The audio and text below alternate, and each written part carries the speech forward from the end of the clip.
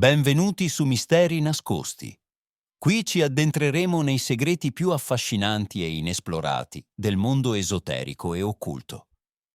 Ogni video vi condurrà in un viaggio unico tra verità celate e racconti misteriosi, per scoprire ciò che è nascosto agli occhi di molti. Sarai tu a decidere se queste rivelazioni sono reali o parte di un mistero ancora più profondo. Preparati a esplorare l'ignoto insieme a noi. Iscriviti al canale per non perdere nessun capitolo di questa avventura tra i segreti più reconditi. Capitolo 3. Primo confronto: il male dagli abissi. Gli anni che precedettero la rivoluzione del 1989 furono anni di intensa preparazione e di prove per Cesare. Si svolsero sotto un regime speciale imposto dal colonnello Obadea. Oltre a vari esperimenti, il programma prevedeva di educare, informare e mettere alla prova il ragazzo in economia, politica e sociologia moderne. Il colonnello aveva anche iniziato a dargli una certa libertà e persino influenza all'interno della base, assegnandogli alcuni compiti che all'inizio erano relativamente semplici. In fondo, il colonnello era sincero e onesto, mi disse Cesare. Voleva davvero il bene del paese e del popolo rumeno, e per questo si sforzò di creare alcune scappatoie nel sistema comunista che aveva quasi strangolato la vita delle persone. Come me, Obadea era rimasto profondamente colpito dall'incontro con padre Arsenico e aveva preso la ferma decisione di agire esattamente come il monaco gli aveva consigliato. Nel 1988 il colonnello mi aveva già spiegato la struttura e gli obiettivi dell'intero dipartimento, nonché le sue idee di azione segreta per preparare la caduta di Ceausescu dal potere. Sebbene all'epoca non fosse l'unico a pianificare un cambiamento di regime, il colonnello Obadea preferiva contribuire e agire in questa direzione solo attraverso il suo dipartimento. Ben presto mi resi conto della logica di questa scelta. In sostanza, il colonnello era circondato solo da potenziali minacce umane, poiché ogni persona, dal più piccolo subordinato ai capi di gabinetto o addirittura ai ministri stessi, era suscettibile di tradire o far trapelare informazioni. Naturalmente c'erano persone di cui ci si poteva fidare relativamente bene, e l'intuizione di Obadea sulle persone con cui lavorava era quasi impeccabile. Era sostenuto da loro, aveva consiglieri, contatti, influenza e autorità, ma manteneva i rapporti con il suo entourage solo a un livello che potrei definire di impegno periferico, non permettendo loro di accedere al cuore della questione, al cuore dell'azione che stava pianificando. Volendo essere il più efficiente possibile, il colonnello Obadea si rese conto che non poteva sostenere il suo complesso piano solo dal centro. Né aveva il tempo fisico per farlo, dato che la gestione del reparto comportava un lavoro duro. Aveva bisogno di qualcuno di cui potersi fidare completamente. Qualcuno che non fosse corruttibile, ma allo stesso tempo impegnato in una nobile causa e distaccato dai giochi di retroguardia. L'idea di formare un tale collaboratore gli venne qualche anno fa, quando si rese conto che la maggior parte delle persone che si aggiravano per la base erano bambini. Obadea ritenne, dopo avermi osservato a lungo, che io corrispondessi ai suoi requisiti e alle sue intenzioni, così che in quel periodo prima della rivoluzione intensificò notevolmente la mia formazione. Potrei anche dire che il rapporto tra noi andava oltre i confini abituali del tandem capo-subordinato, perché coinvolgeva livelli più sensibili dell'anima. Si era infatti evoluto in un rapporto di sincera amicizia, fiducia e rispetto reciproco, perché in generale non c'erano disaccordi tra noi su concetti, idee o obiettivi da realizzare. Tuttavia era necessaria una grande cautela da parte nostra, perché in quei tempi di instabilità, terrore e corruzione, le sorprese potevano arrivare da dove meno te le aspettavi. A livello di sicurezza dello Stato, la tendenza era quella di assimilare il Dipartimento Zero alle altre direzioni e sezioni, perché pur essendo parte strutturale di quell'apparato, il Dipartimento Zero aveva una sua autonomia e questo fatto disturbava alcuni individui, ego e interessi.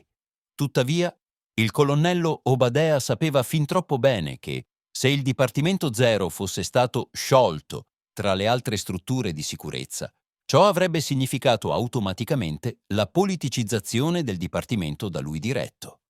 Si rendeva conto che questo sarebbe stato il modo più sicuro per diminuire l'efficienza del dipartimento nelle sue azioni. Inoltre, la sua leadership sarebbe stata influenzata dall'esterno da fattori politici e la corruzione l'avrebbe rapidamente travolta dalla sua stessa base. L'importanza del Dipartimento Zero era diventata enorme, soprattutto grazie a una serie di scoperte sorprendenti avvenute negli ultimi anni in diverse parti del paese, di cui posso parlare solo in termini generali. Oltre agli studi parapsicologici su soggetti dotati e al suo ruolo di vivaio per gli esseri umani dotati di paranormalità in Romania, il Dipartimento Zero si era occupato anche di indagini e interventi top secret in casi di grande importanza strategica e scientifica a questo scopo. È stata creata un'enorme banca dati specifica e un gruppo di intervento paramilitare con attrezzature tecniche speciali. Quando si verificava un caso di codice rosso, veniva lanciato l'allarme e l'azione di intervento si svolgeva in modo estremamente rapido e preciso, seguendo fasi ben definite, volte a recarsi sul posto, mettere in sicurezza l'area, contattare le specifiche del ritrovamento, effettuare analisi scientifiche preliminari e chiudere l'area. Gli interventi codice rosso, che da un certo punto di vista sono i più spettacolari, e qui mi riferisco in particolare al modo in cui vengono effettuati, avvengono solo dopo alcuni controlli preventivi, per evitare di dover spostare il corpo dal dipartimento in casi meno importanti. Le azioni da codice rosso costituiscono un importante segreto di Stato, ed è proprio per questo che sono previste alcune procedure standard su come coinvolgere coloro che fanno parte del gruppo di intervento speciale. Nel corso del tempo ci furono vari attacchi da parte di personalità politiche e persino false denunce dell'attività del Dipartimento, che vennero portate all'attenzione di Ceausescu, ma questi casi servirono solo a sottolineare ulteriormente il ruolo svolto dalle ottime misure iniziali di segretezza delle informazioni di alto livello, che potevano essere note solo a Obadea e al dittatore. Tangenzialmente, vennero portate anche all'attenzione del capo della sicurezza. Per questo motivo i tentativi di scalzare Obadea dalla guida della DZ, che sostenevano la sua incompetenza, sono falliti uno dopo l'altro, perché si sono rivelati falsi fin dall'inizio. I dilettanti non potevano costruire uno scenario tattico praticabile, per il semplice motivo che le falle quasi non esistevano, e quindi erano costretti a inventare e mentire. Tuttavia, assillato da più parti, gli intrighi più velenosi provenivano dallo stesso capo della sicurezza di allora. E in una posizione sempre più delicata a causa di informazioni allarmanti sullo scuotimento del blocco comunista in Europa, Ceausescu potrebbe aver preso una decisione poco ispirata. Per questo motivo il colonnello si premurò di presentare le sue scoperte e i suoi elementi più importanti e segreti in una luce molto chiara, franca e diretta, che indusse il capo di Stato a continuare a lasciargli mano libera. Una volta risolto il problema della fiducia di Ceausescu, Obadea poté concentrarsi sulla preparazione molto accurata del periodo di transizione che sarebbe seguito al cambio di regime alla guida del paese, poiché sapeva già che era solo una questione di tempo prima che ciò accadesse. Dall'estate del 1989, il lavoro del colonnello Obadea divenne febbrile e molto complesso. Io stesso potei vederlo solo poche volte fino alla fine dell'anno. Pur non avendo accesso a informazioni esterne, il mio intuito mi diceva che si stava preparando qualcosa di molto importante a livello nazionale. Ma questi sono aspetti che conoscete già molto bene e non ha senso entrare nei dettagli ora. Mi concentrerò quindi principalmente sulla descrizione dei principali modi in cui il Dipartimento può agire. Quando viene fatta una scoperta molto importante, le informazioni vengono ricevute molto rapidamente, poiché le istituzioni che vengono contattate per prime in questi casi sono la Polizia e il Servizio di Intelligence rumeno, SRI. Grazie a un protocollo molto rigido, che delimita chiaramente la natura del ritrovamento e la sua importanza, il DZ viene immediatamente contattato e le nostre squadre si recano sul posto. Esiste una fase molto precisa delle azioni da svolgere in questi casi e dal 1988 ho fatto parte della squadra di intervento principale. recandomi con essa nelle località segrete in cui venivamo chiamati. Il mio inserimento in questa squadra è stato il risultato di un ordine impartito direttamente dal colonnello Obadea. Il mio ruolo era quello di valutare il grado di rischio nel caso di scoperte importanti che venivano fatte e di proporre le modalità procedurali specifiche per indagare in tutta sicurezza. Il nucleo comprendeva anche un capitano della sicurezza che era il capo della squadra e che doveva prendere le decisioni necessarie sul posto dopo che gli avevo presentato le mie scoperte. Se la situazione era molto insolita, era lui a riferirla immediatamente al colonnello Obadea, in attesa del suo giudizio. La nostra squadra comprendeva anche altri 3 soldati altamente addestrati delle truppe d'élite, che costituivano l'avanguardia all'inizio delle indagini.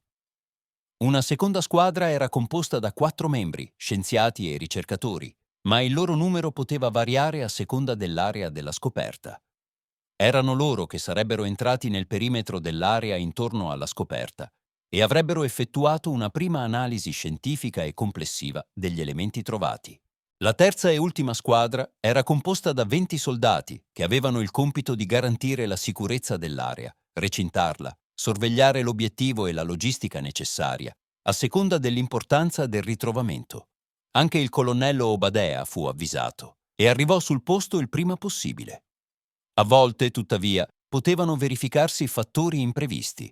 Ad esempio, nel 1981, quando il sistema di intervento in equipe non esisteva ancora e i protocolli di cooperazione erano incerti, al DZ fu chiesto di intervenire in un'area montuosa vicino a Intorsura Buzaului, alla curvatura della catena montuosa dei Carpazi.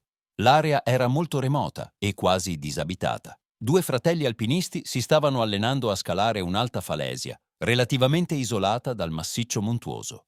Le sue pareti erano molto ripide e in cima formavano addirittura una pista che rappresentava una vera sfida per i 2 scalatori. Uno dei 2 fratelli si arrampicò fino a circa 3/4 della falesia, dove notò alcuni bizzarri segni scolpiti nella roccia e quasi completamente erosi dal passare del tempo. Quando ha raggiunto la cima della stretta piattaforma della scogliera, si è chinato e ha raccolto uno strano oggetto di colore giallo che assomigliava a una catena, ma un istante dopo è improvvisamente scomparso sotto lo sguardo stupito del fratello, che si trovava a terra alla base della scogliera. La polizia locale è stata allertata e i genitori sono stati avvertiti a Braila. Inizialmente le autorità sospettavano che il loro interlocutore nascondesse la verità. Lo hanno persino minacciato, pensando che si stesse prendendo gioco di loro. Ma anche il padre, ex alpinista, si è arrampicato sulla scogliera, ha raccolto l'oggetto ed è scomparso all'istante davanti a più di 10 testimoni. Il caso ha preso una piega pericolosa.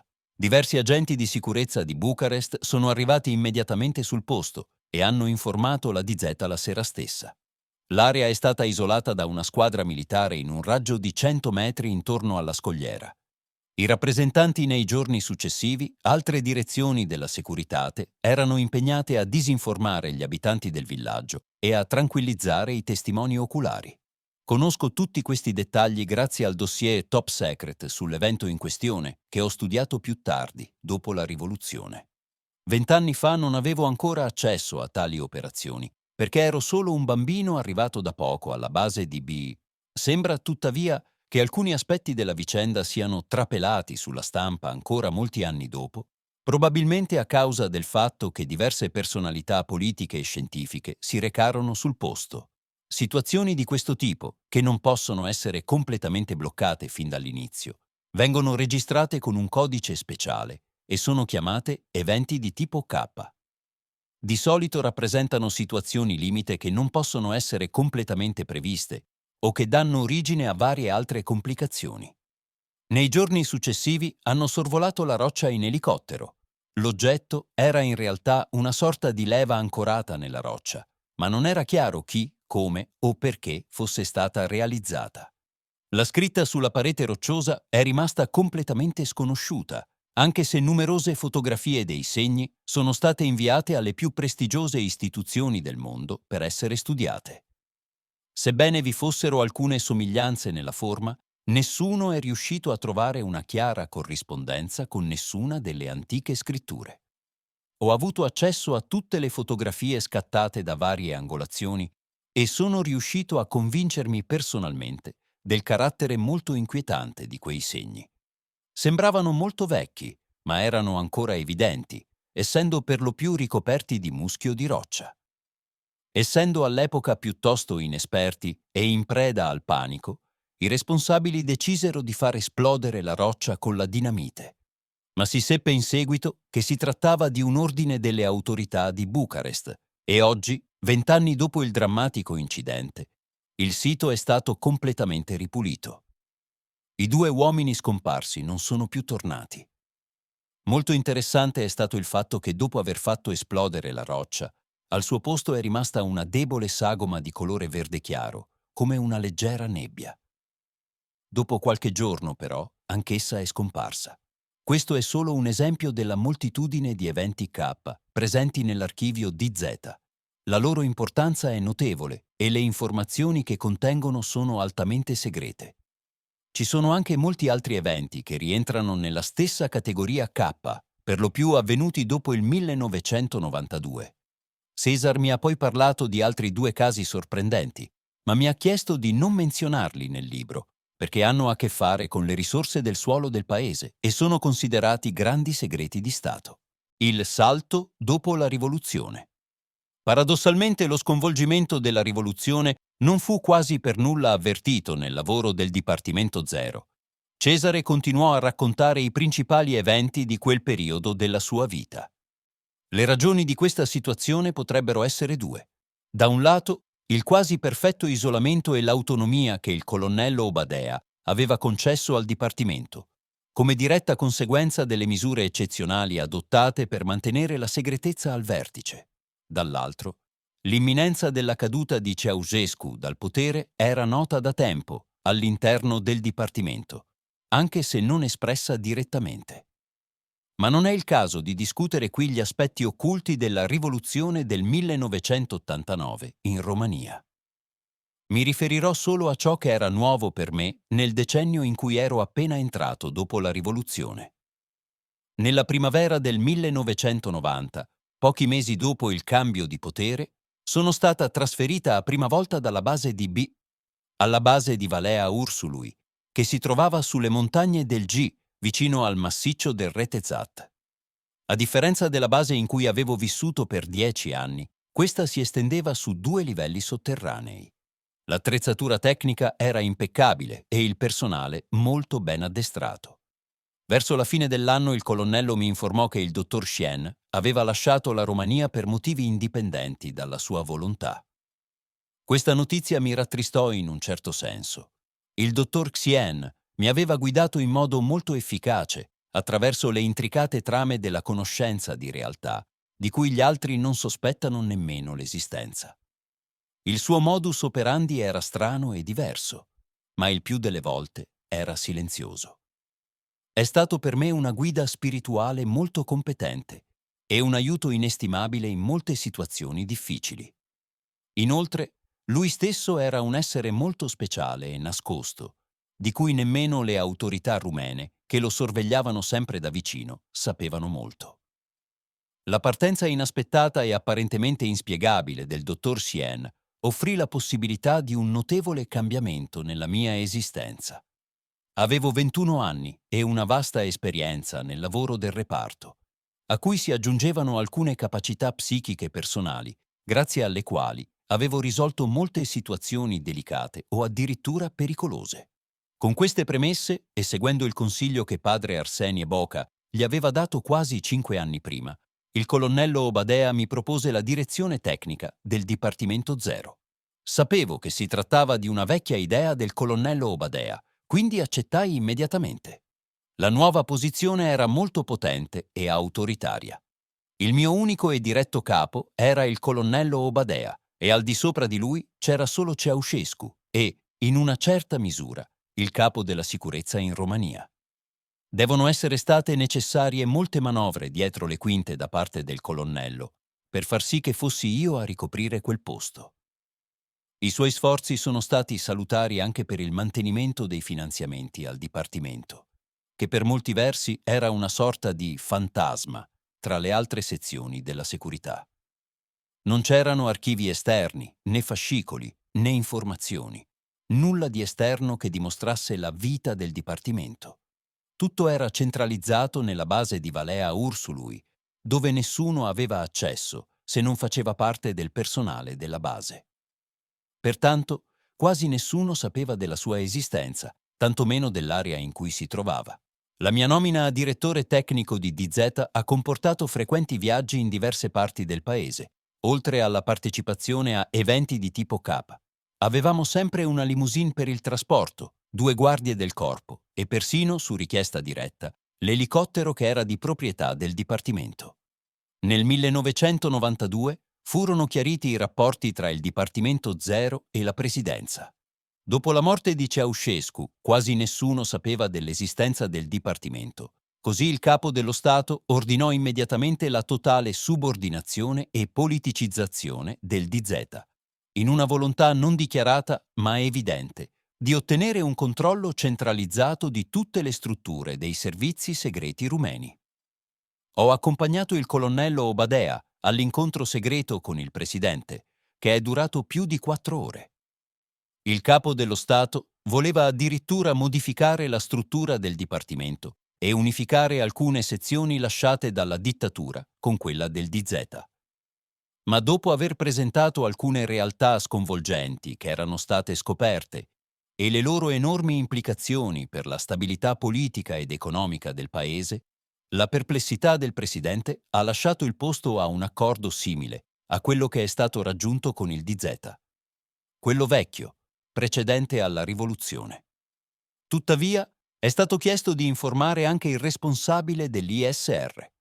La discussione con lui ebbe luogo un mese dopo e non creò alcun problema.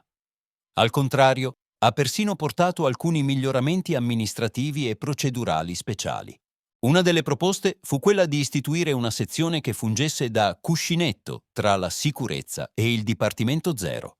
In effetti, questa sezione ha ancora oggi la funzione di raccogliere e smistare le informazioni specifiche che rientrano nel campo segreto degli eventi strani e delle scoperte, poiché non tutte queste informazioni ed eventi erano oggetto dell'attività del DZ, ma venivano assegnate alle altre direzioni della SRI. Alla sezione cuscinetto venne dato il nome di Commissione per l'analisi degli eventi strani, con dipendenti provenienti da entrambe le parti, cioè da entrambe le sezioni SRI e DZ. Tuttavia, si decise che il capo di questa commissione dovesse essere un membro del nostro dipartimento, data la sua esperienza in questo campo. Anche a me fu affidato questo incarico come estensione di quello del Dipartimento Zero. Il capo dell'ISR si oppose per un po', adducendo la mia età, che era molto al di sotto degli standard ufficialmente stabiliti. Giustamente, disse che era inconcepibile che una persona così giovane potesse dirigere efficacemente azioni di tale portata, ma il colonnello Obadea alla fine calmò la situazione e si assunse la piena responsabilità. A causa dello status molto speciale che già avevamo, il grado di libertà d'azione doveva essere massimizzato. Questa condizione andava addirittura oltre l'immunità parlamentare, in quanto era direttamente legata ai grandi segreti di Stato. Poiché le mie funzioni non erano politicizzate, la forma di libertà assoluta di accesso era un tipo speciale di badge, firmato personalmente dal Presidente e recante il codice DZA-O, a seconda del numero di persone a cui veniva rilasciato. Sono estremamente pochi e appartengono alle organizzazioni più segrete dell'SRI e dell'esercito. Tra il 1992 e il 1993 ho esaminato tutti i fascicoli del Dipartimento per familiarizzare con la situazione attuale. Ho studiato i casi più segreti e mi sono recato in luoghi molto nascosti e sorprendenti per ciò che contenevano. Ma tutto questo è soggetto a un'area segreta che al momento non può essere rivelata. Abbiamo istituito un quartier generale nella base della Valea Ursului e, parallelamente, abbiamo preparato una seconda squadra di intervento speciale per i casi meno importanti. Entro il 2001 siamo riusciti a rafforzare. Il colonnello Obadea aveva piena fiducia in me e, anche se si stava avvicinando all'età della pensione, Era ancora molto soddisfatto del modo in cui il dipartimento lavorava. Era stato promosso al grado di generale SRI e poteva dire che molti dei suoi piani si erano realizzati. Questo è uno schizzo della situazione attuale del Dipartimento. Il 2002 ha segnato una tappa importante per il mio coinvolgimento in un quadro speciale che si occupa di alcune questioni molto importanti con profonde implicazioni sia a livello nazionale che globale. Ma ve ne parlerò alla prossima riunione, perché è molto importante concentrare al meglio la nostra attenzione sul tema fondamentale della nostra discussione, che mi sta particolarmente a cuore presentarvi. Vi renderete così conto che la realtà che ci circonda è proiettata in una luce completamente diversa da quella che le persone sono abituate a percepire. Feci un respiro profondo, come se uscissi da una lunga trance. Non avevo idea di quale sarebbe stata la natura dell'imminente confessione, ma sentivo di aver raggiunto il nocciolo della questione, il punto focale della situazione attuale. Cesare mi aveva confessato che questo era, in effetti, il motivo principale per cui voleva rendere pubblici questi resoconti. L'avrei incontrato solo altre 2 volte, durante le quali mi ha fornito un resoconto dettagliato di eventi che potevano essere considerati cruciali per il destino del paese. L'ultimo incontro avvenne nel giugno 2003 e fu allora che appresi con stupore come si era arrivati a conoscere la località segreta sui Monti Bucegi, dove 2 mesi dopo fu fatta la grande scoperta. Anche se gli eventi erano precipitati allora, Cesare mi diede comunque l'insperata possibilità di essere in quel luogo e di vedere di persona la struttura segreta della montagna e le sue caratteristiche. Questo richiese un intervento molto speciale da parte sua e soprattutto da parte del generale Obadea, in un momento in cui la situazione sembrava sfuggire al controllo. La decisione di chiamarmi lì, quasi subito dopo la scoperta, fu molto ispirata perché pochi giorni dopo la situazione si complicò straordinariamente a causa delle pressioni diplomatiche americane che richiedevano con forza la loro presenza immediata sul posto con squadre ultradotate e tecnologie formidabili. Da quel momento in poi, nessuno che non fosse autorizzato dalla Presidenza fu in grado di penetrare al di là delle barricate di sicurezza presidiate dai militari rumeni e americani. Mi ritengo quindi molto fortunato e, in un certo senso, anche privilegiato per aver avuto l'opportunità di vedere ciò che a molti, forse, sembrerà quasi incredibile. Nelle poche ore che è durata la mia presenza nel perimetro centrale della scoperta, Cesare mi ha brevemente raccontato gli aspetti, alcuni dei quali drammatici, legati alle modalità effettive con cui è stata fatta la scoperta. Nel settembre dello stesso anno, 2003, ricevetti nuove notizie da lui, tramite un corriere speciale, che era stato anche l'intermediario per organizzare i nostri incontri negli ultimi anni. Questa volta però il corriere mi facilitò una telefonata con Cesare, utilizzando uno speciale apparecchio protetto e una linea privata. Cesare mi parlò quindi di alcuni aspetti particolari delle trattative rumeno-americane di cui era venuto recentemente a conoscenza e del fatto che sarebbe partito tra pochi giorni per una grande spedizione, dandomi alcune informazioni generali al riguardo. Non sapeva quanto sarebbe durato il viaggio, ma mi promise che mi avrebbe contattato al suo ritorno per darmi tutti i dettagli. Dopo una breve esitazione, mi suggerì che avevo comunque informazioni sufficienti per scrivere e pubblicare un libro con questi elementi. Come me, credeva che le persone avessero il diritto di conoscere la situazione reale e di decidere da sole del proprio futuro. Quella fu l'ultima volta che ebbi un contatto verbale con Cesare. Qualche settimana fa, quasi un anno dopo quella telefonata, proprio mentre stavo scrivendo la parte finale di questo libro, ho ricevuto alcuni segnali sul suo ritorno dalla grande spedizione, che mi hanno reso intensamente eccitato al pensiero di un possibile ricongiungimento e di scoprire nuovi elementi, che sospettavo essere di natura eccezionale. Ma torniamo al racconto di Cesare del nostro penultimo incontro. Ciò che mi raccontò in dettaglio in quell'occasione è senza dubbio una vera e propria miniera di informazioni sui retroscena dell'Organizzazione Massonica Mondiale. Il concetto, la visione generale, le intenzioni e le modalità d'azione della massoneria, che Cesare mi ha raccontato in un memorabile riassunto della conversazione con uno dei maggiori rappresentanti mondiali di questa organizzazione, Mi ha portato a comprendere ancora meglio il sottile significato di il noto detto: la mela è bella fuori e aspra dentro, che può benissimo applicarsi alla massoneria mondiale. D'altra parte, e paradossalmente, senza quell'iniziativa massonica non so quando e come sarebbe avvenuta l'eccezionale scoperta sui Monti Bucegi. A volte il filo del destino, soprattutto quello di una nazione o addirittura dell'umanità, è troppo complicato e laborioso perché la mente umana possa coglierlo in tutta la sua complessità. Ci resta quindi solo la possibilità di notare e analizzare, retrospettivamente, con stupore e meraviglia, l'incredibile accozzaglia di fatti, relazioni, esseri individuali e destini che si sono combinati in modo tale che il risultato finale è un vero passo avanti per l'umanità.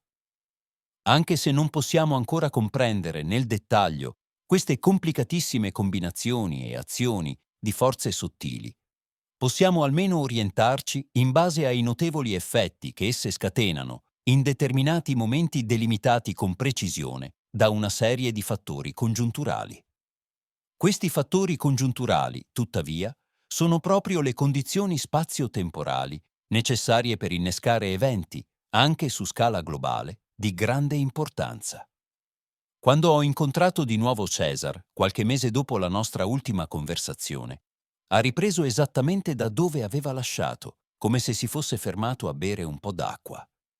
Nel maggio 2002 mi trovavo nella base di Valea Ursului, chiamata in codice Alfa. Era il periodo in cui stavo studiando intensamente i file segreti del Dipartimento, che coprono più di 20 anni di ricerche e controlli sul campo, effettuati dalle squadre speciali di intervento.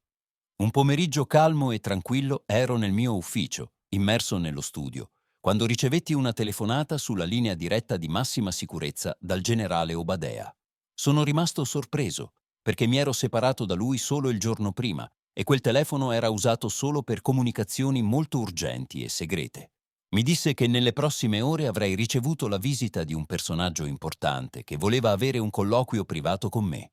Mi sorprese la voce un po' incerta del generale e la sua espressione un po' confusa, che non lo caratterizzava e che non avevo mai incontrato prima. Mi ha detto che non aveva altre informazioni, che non sapeva chi fosse la persona e che la richiesta di colloquio era arrivata attraverso l'SRI in seguito a un intervento del governo. La persona in questione era un cittadino straniero, ma conosceva la Romania e parlava molto bene il rumeno. I servizi segreti rumeni, SRI, sapevano solo che apparteneva a una loggia massonica molto importante in Italia, che aveva un alto rango nobiliare e che aveva una grande influenza finanziaria in Romania. Probabilmente anche i suoi legami politici erano molto alti, dal momento che era riuscito a penetrare il muro dell'SRI e raggiungere la struttura del DZ. Ma era un enigma come mi conoscesse e come sapesse dell'esistenza del dipartimento, di cui ero il direttore tecnico. Mi resi conto allora che il potere di influenza di quest'uomo era formidabile, poiché era riuscito a sfondare la struttura gerarchica del governo e del sistema di sicurezza di un paese, anche senza nasconderlo. Per quanto mi riguarda, dovevo ammettere l'incontro, anche se non ne conoscevo ancora lo scopo. C'erano abbastanza incognite nell'equazione, sovrapposte alla velocità con cui l'incontro si sarebbe svolto. Tuttavia, avvertivo nel mio essere una sorta di peso e di pressione inconfondibili, che ovviamente si correlavano alla persona. Poi ho intuito per la prima volta la natura dell'incontro. Sarebbe stato difficile lottare, perché già sentivo le vibrazioni pesanti di quell'essere, come una nube sgradevole che la avvolgeva e nascondeva le sue vere intenzioni. Mancavano ancora alcune ore all'arrivo del personaggio, così mi sono isolato in una stanza e sono entrato in uno stato di profonda meditazione per scoprire di più sul carattere del personaggio. Ero completamente stupito. Sapevo già che Cesare aveva dei poteri psichici speciali, di cui aveva parlato solo all'essenziale, con grande modestia e in modo molto naturale, e aveva manifestato i suoi poteri in mia presenza solo 2 o 3 volte, in certe situazioni chiave, solo per dimostrarmi indirettamente che ciò che mi diceva non erano chiacchiere a vuoto. Anche in quel caso le sue azioni erano perfettamente integrate nelle rispettive congiunzioni. in modo da non provocare troppi sconvolgimenti.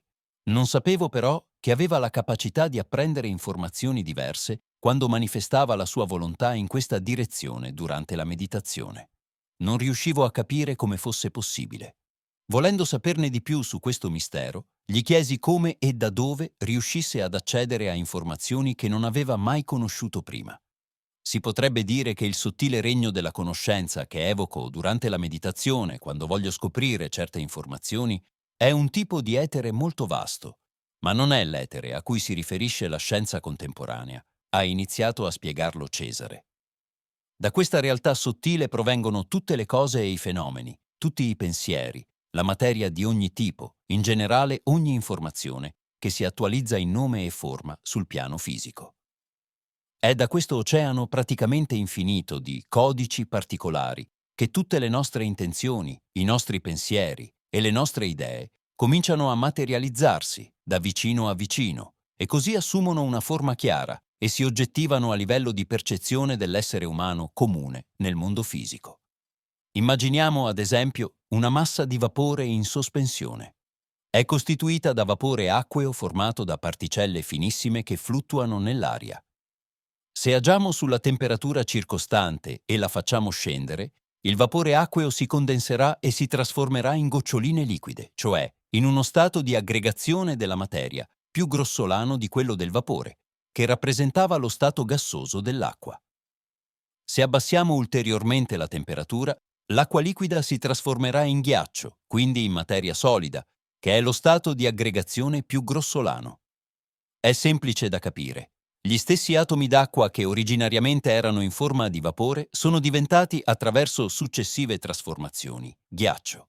Analogamente, lo stesso percorso, dall'alto verso il basso, è seguito dall'informazione di qualsiasi tipo che si materializza sul piano fisico. Nel suo stato primario, latente, l'informazione non è altro che una certa forma di energia vibratoria che è specifica per ogni aspetto.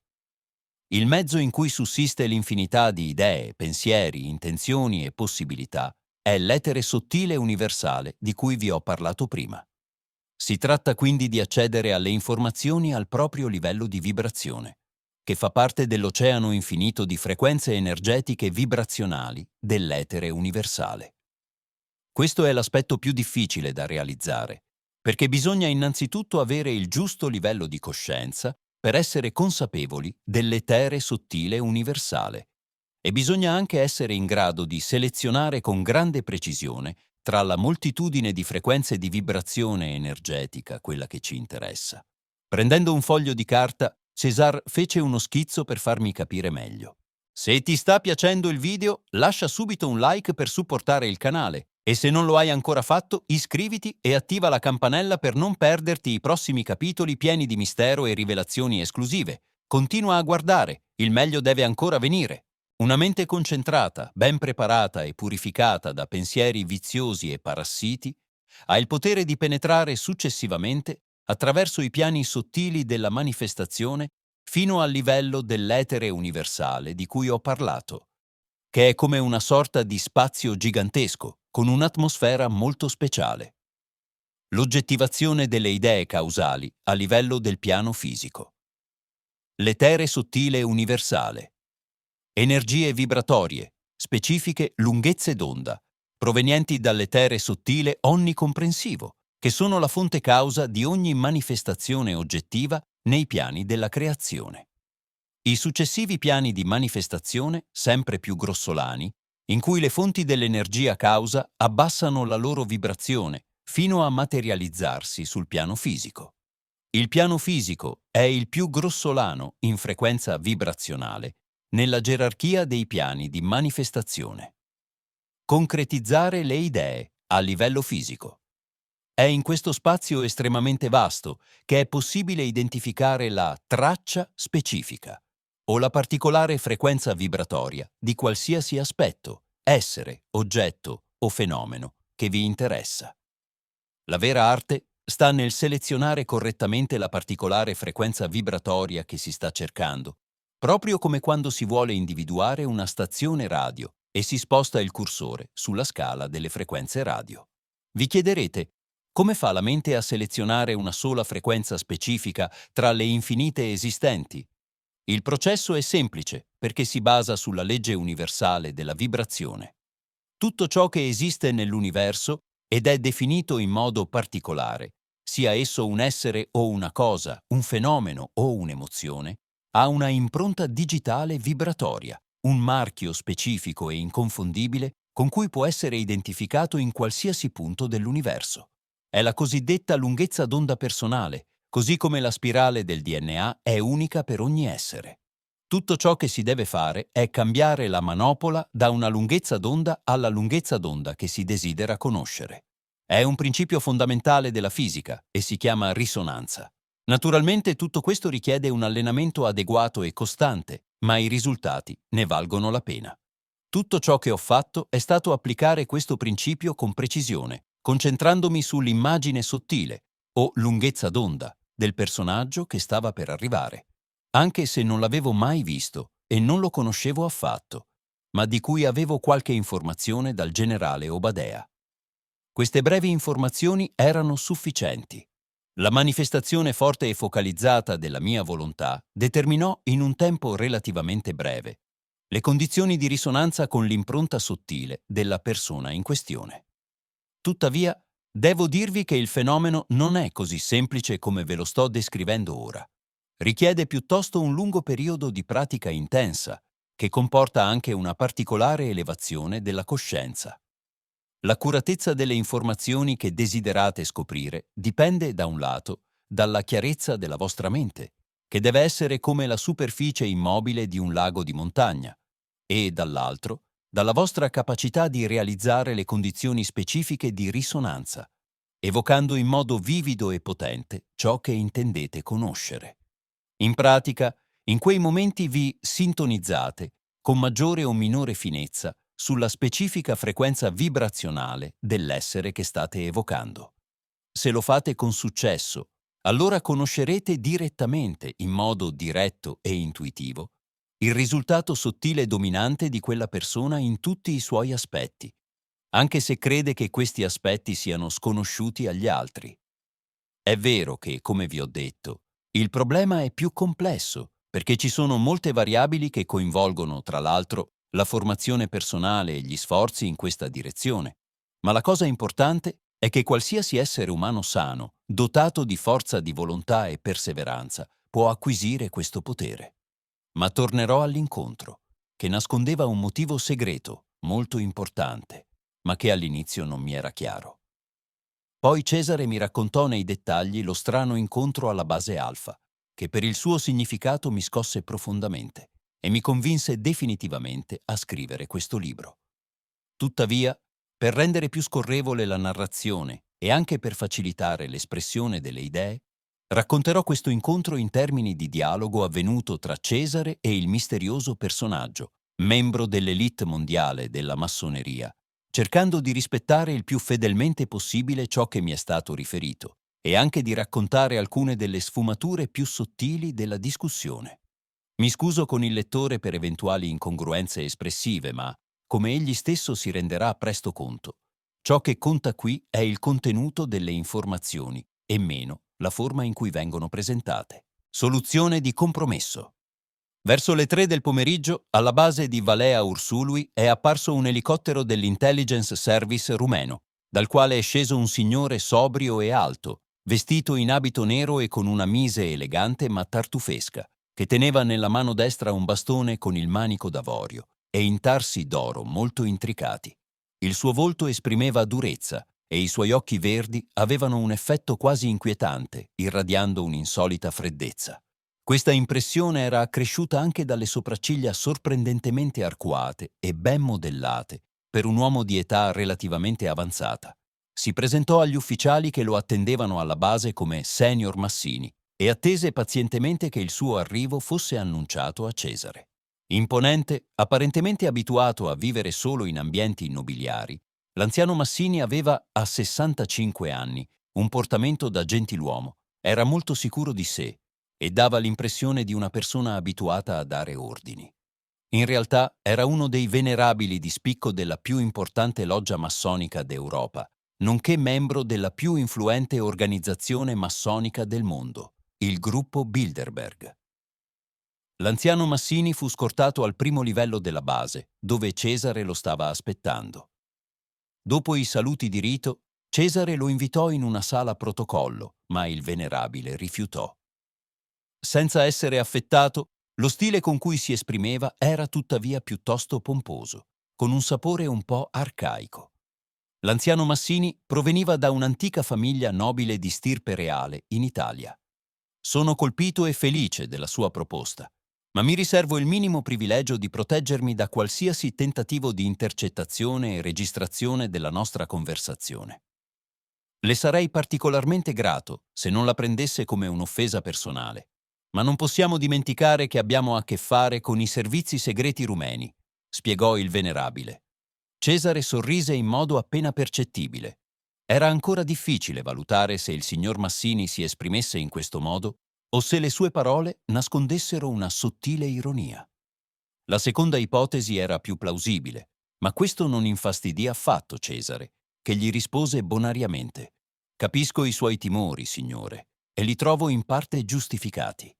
Ma questa base ha un livello di sicurezza molto elevato per il suo stesso status ed è solo in rapporto di collaborazione con l'SRI, cioè non è subordinata ai servizi segreti rumeni. Possiamo discuterne con calma e senza timori nella stanza del protocollo». Ma l'anziano Massini rimase irremovibile nella sua richiesta. Educatamente ha insistito con fermezza affinché la discussione si svolgesse all'aperto, a una distanza conveniente dalla base. Ha chiarito che ciò era nell'interesse di entrambe le parti. Non proprio una richiesta stravagante, Cesare acconsentì. Fu scelta una piccola radura, situata a circa 250 metri dall'edificio di superficie della base. Vi furono trasportati un tavolo e 2 sedie, e Cesare dispose in cerchio, a una certa distanza da loro, una guardia di 8 uomini specializzati nel servizio di guardia e protezione al livello superiore. Per inciso, facevano anche parte della terza squadra di intervento speciale per gli eventi di tipo K. Era stato installato anche un dispositivo di disturbo elettronico ad alta tecnologia.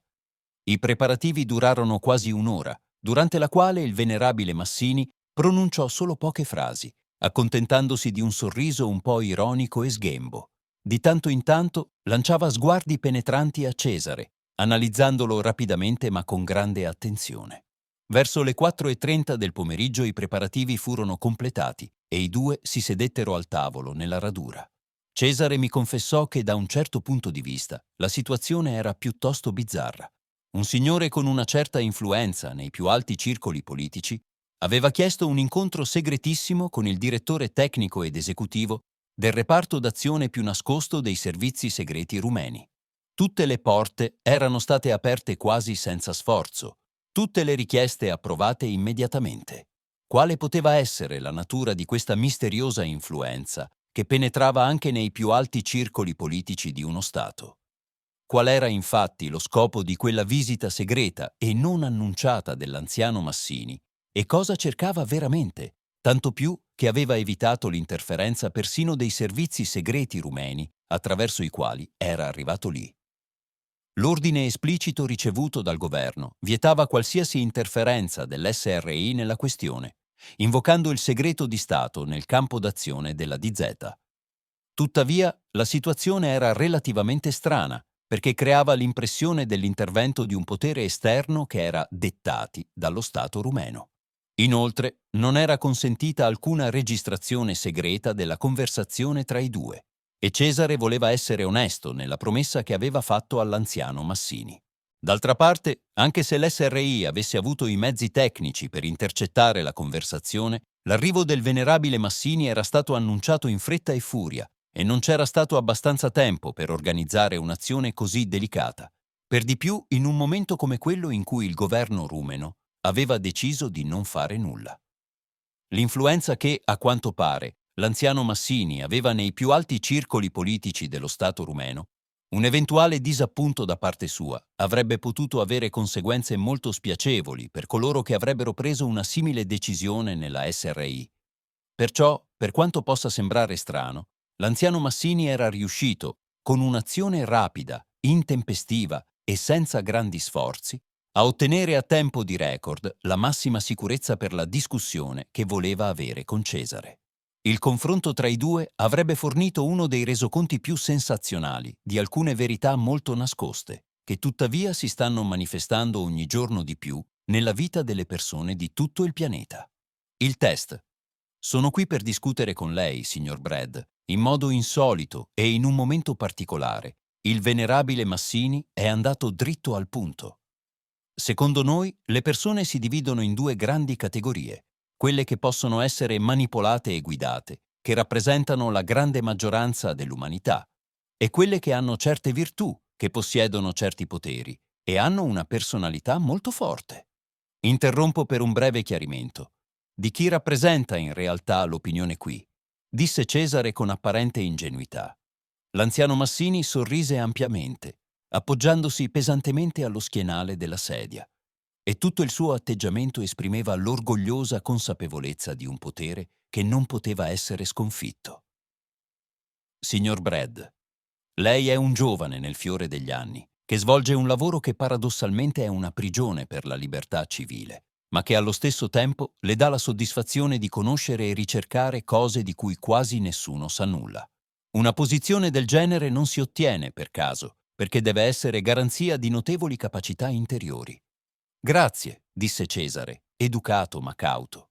Tuttavia, anche una persona altamente dotata come lei rimane con molte incognite, e alcune di esse possono essere estremamente attraenti. Il gruppo che rappresento e per conto del quale sono venuto qui è del più alto ordine massonico ed è molto interessato all'esito della discussione che stiamo svolgendo. So alcune cose sulla massoneria, disse Cesare. L'organizzazione è strettamente gerarchica sul modello piramidale.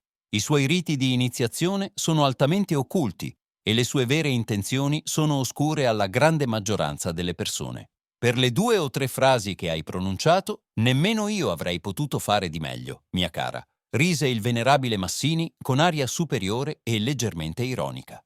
Sono un maestro della più potente loggia massonica del mondo, e se per la maggior parte delle persone questo deve rimanere un segreto ben custodito, nel vostro caso sarebbe superfluo, perché l'argomento che voglio trattare è ben al di là dell'importanza del mio occultamento. Al contrario, è addirittura indispensabile che sappiate fin dall'inizio con chi state parlando. Riprendendo la conversazione, Cesare mi ha confessato che quello fu il momento esatto in cui ebbe l'intuizione dello scopo della visita di Massini, nonché del modo generale in cui si sarebbe svolta. Fu anche allora che seppe come avrebbe proceduto e quale strategia avrebbe adottato per scoprire quanti più elementi possibili e per comprendere meglio i meccanismi d'azione della massoneria. In fondo si sarebbe trattato di una battaglia tra l'attenzione, la vigilanza, l'intelligenza e l'abilità dei 2 uomini in un confronto verbale di idee, progetti, offerte e risposte che dovevano essere magistralmente orchestrate, perché le forze in gioco e le conseguenze che ne potevano derivare erano colossali. Cesare si propose inizialmente di agire con tatto in un ambito in cui aveva già notato la debolezza del venerabile Massini: l'ego, un senso dell'ego molto sviluppato, che avrebbe potuto strategicamente ridurre la sua vigilanza e la sua forza interiore.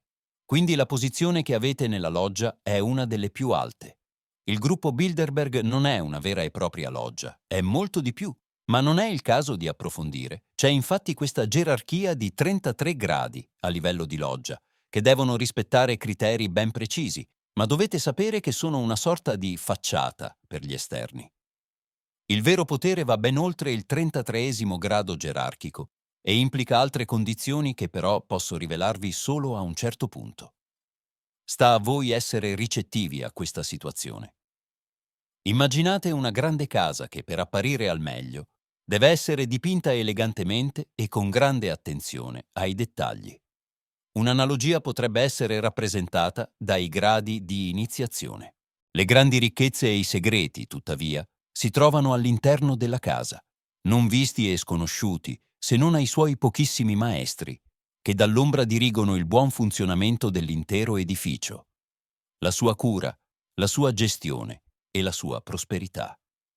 Per questo, però, non è necessario che siano noti agli altri uomini. né che siano noti i modi in cui agiscono. Voi siete intelligenti e potete facilmente capire cosa intendo. Cesare aveva notato che il Massini anziano era passato gradualmente a una forma di discorso più familiare e diretta.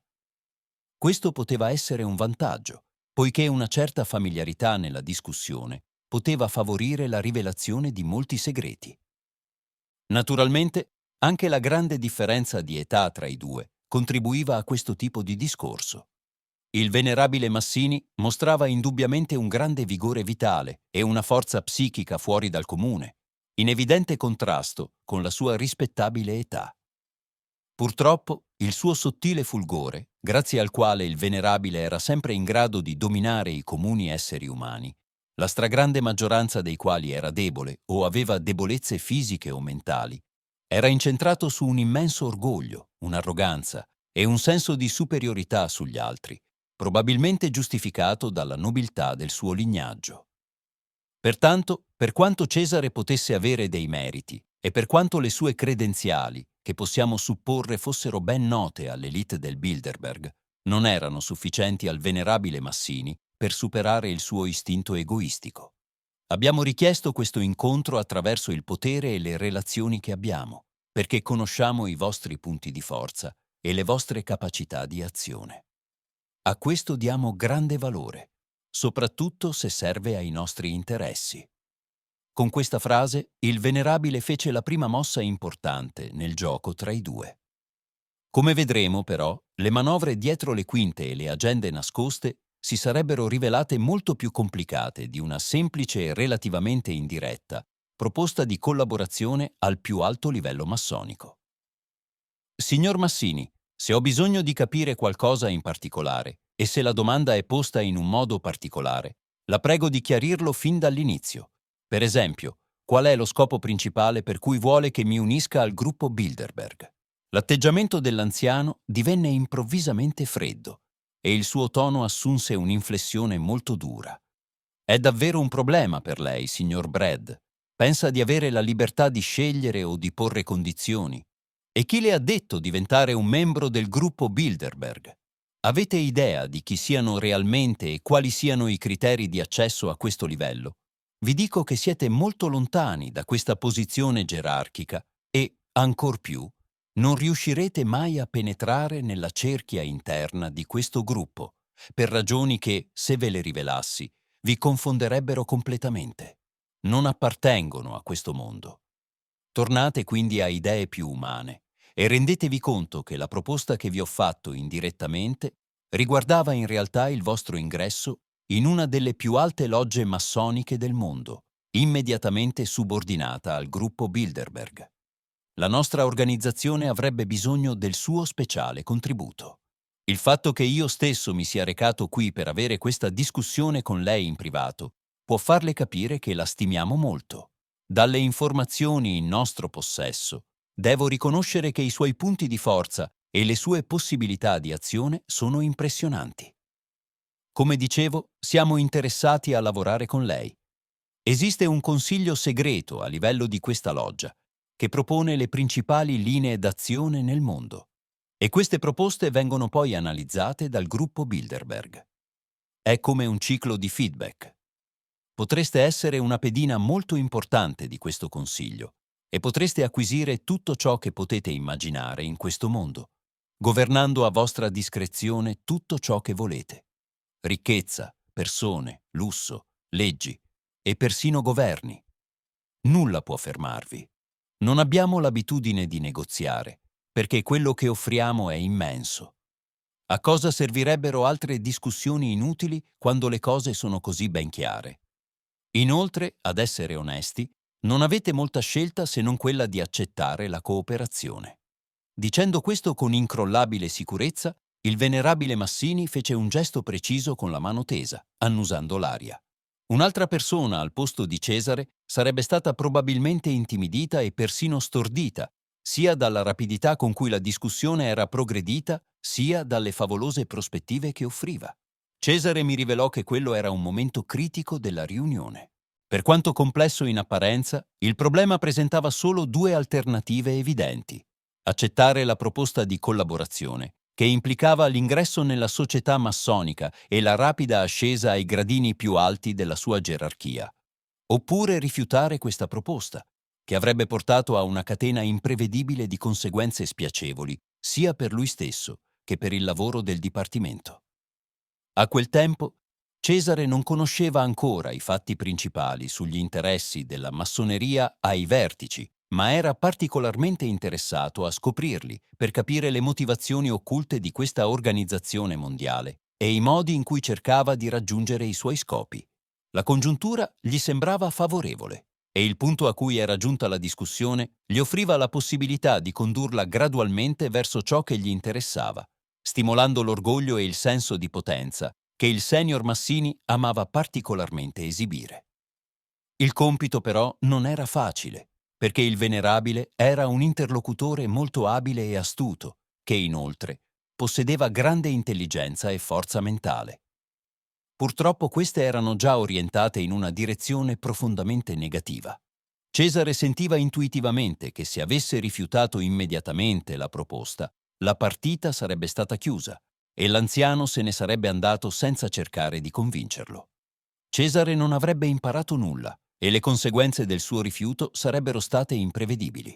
Decise quindi di ingannare la vigilanza del senior e, con la scusa di accettare la sua proposta, di scoprire quanto più possibile sui retroscena della massoneria mondiale. Da un certo punto di vista, egli assunse quindi la missione di un kamikaze sotto copertura, ma si sentiva in controllo e fiducioso nei propri poteri per affrontare le situazioni difficili che avrebbe potuto incontrare. La verità nascosta dell'organizzazione massonica è emozionante quello che mi sta dicendo, signor Massini. Tuttavia, vorrei capire come è stato ed è possibile per lei avere un'influenza così grande. Devo confessare che lo trovo molto interessante. Compiaciuto della piega che aveva preso la discussione, l'anziano Massini rispose con sollecitudine, apparentemente cadendo nella rete relativamente semplice che Cesare aveva steso per lui. Oh, mia cara, ci sono tanti modi per ottenere influenza. E qui devo dirti che siamo dei veri maestri. La cosa principale di cui avete bisogno in questo capitolo è la pazienza. Non si possono costruire palazzi grandiosi ed eleganti per godere di tutti i piaceri che mettono a disposizione senza essere tenaci, vigili e soprattutto pazienti, anche di fronte agli apparenti fallimenti. Tutto prende forma con il tempo e a volte questo periodo può essere molto lungo. I nostri venerati maestri del passato avevano una visione grandiosa e onnicomprensiva della situazione finale, che è ormai molto vicina. Non indulgevano in interessi meschini ed egoistici, ma erano desiderosi di rafforzare e consolidare le fondamenta della massoneria, adattando i suoi principi guida attraverso i secoli in accordo con le specificità dell'evoluzione umana. Dopo tutto, perché avrebbero dovuto preoccuparsi solo di se stessi e delle loro famiglie? Non avevano forse il denaro, la ricchezza e le condizioni di vita migliori? Non avevano forse giurato di aiutarsi e sostenersi a vicenda nei momenti di bisogno? Vi dico che sono stati loro i veri architetti che hanno iniziato e poi stabilito i principi con cui funziona l'attuale sistema sociale. Di questi architetti che hanno ideato l'intero piano già diverse migliaia di anni fa, non posso dirvi molto di più al momento, perché è un terribile segreto di cui nemmeno il gruppo Bilderberg è a conoscenza. Nell'era moderna, e con questo intendo gli ultimi 200 o 300 anni, i venerabili maestri non hanno fatto altro che applicare abilmente i principi di base già stabiliti e adattarli alla struttura dei tempi in cui vivevano. Le loro azioni sono state sviluppate da una generazione all'altra, mantenendo lo stesso slancio e le stesse idee iniziali, perché devo dirvi che al vertice della nostra gerarchia ci sono solo discendenti reali di alberi genealogici che risalgono a centinaia e persino migliaia di anni fa. Siamo molto attenti a non mescolarci con altre razze. Anche così, però, ci sono state delle eccezioni, ma col tempo siamo riusciti a eliminare i geni recessivi. Probabilmente stai parlando delle famiglie reali d'Europa e dei grandi banchieri del tardo Medioevo? Chiese Cesare per fornire un ambito di sviluppo dell'argomento. Certo, non erano rivoluzionari. Non sostenevano un'ideologia rigida, né una filosofia particolare e contorta. La loro forza non è mai consistita nella forza delle armi o in uno spirito ardito. Dalle loro file non sono mai sorti eroi o pinnacoli della società. Al contrario, si sono resi conto molto presto che per avere successo avevano bisogno di un algoritmo diverso, che traesse la sua forza ed energia dalle forze, dalle decisioni e dalle azioni del popolo stesso. Erano ottimi psicologi e fin dall'inizio fecero alcune osservazioni fondamentali. Si resero conto, ad esempio, che il sistema della vita comunitaria, sia esso basato sulla monarchia, sulla repubblica o su qualsiasi altra forma di governo, si basa sulla leadership. Questa realtà coinvolgeva due cosiddetti gruppi. Da un lato, la grande massa della gente comune o della folla, cioè la popolazione maggioritaria. Dall'altro, l'élite al potere che in un modo o nell'altro si sforzava di far funzionare bene il gregge di pecore. Questa semplice consapevolezza fu la base su cui costruirono il loro intero piano. Ma perché era così importante per loro che ci fossero queste due categorie di popolazione? Chiese rapidamente Cesare. Come un vero maestro massone iniziato agli oscuri segreti dell'organizzazione a cui apparteneva, l'anziano Massini iniziò a rivelare il nucleo ideologico della massoneria mondiale. Questo era ed è molto importante perché ci sono sempre stati interessi antagonisti tra i due gruppi di popolazione. Bisognava fare in modo che questi interessi contrastanti non scomparissero mai del tutto. In altre parole, che non ci fosse mai una vera pace tra i popoli.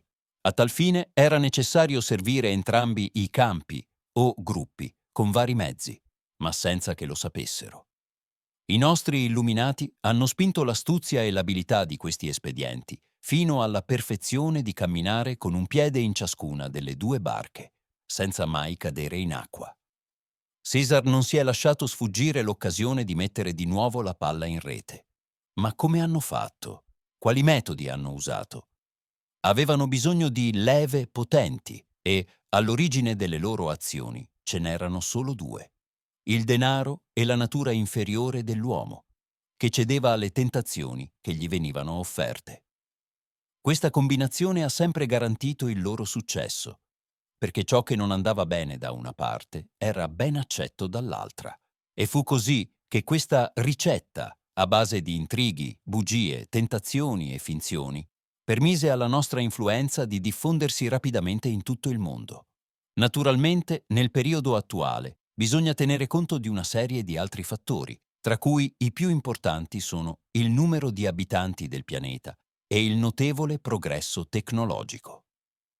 Ma, in sostanza, le fondamenta di principio della nostra organizzazione massonica sono state gettate molto tempo fa e sono così solide e penetrate nella coscienza dei popoli che il pieno successo del nostro programma è ormai solo una questione di tempo prima che si realizzi pienamente.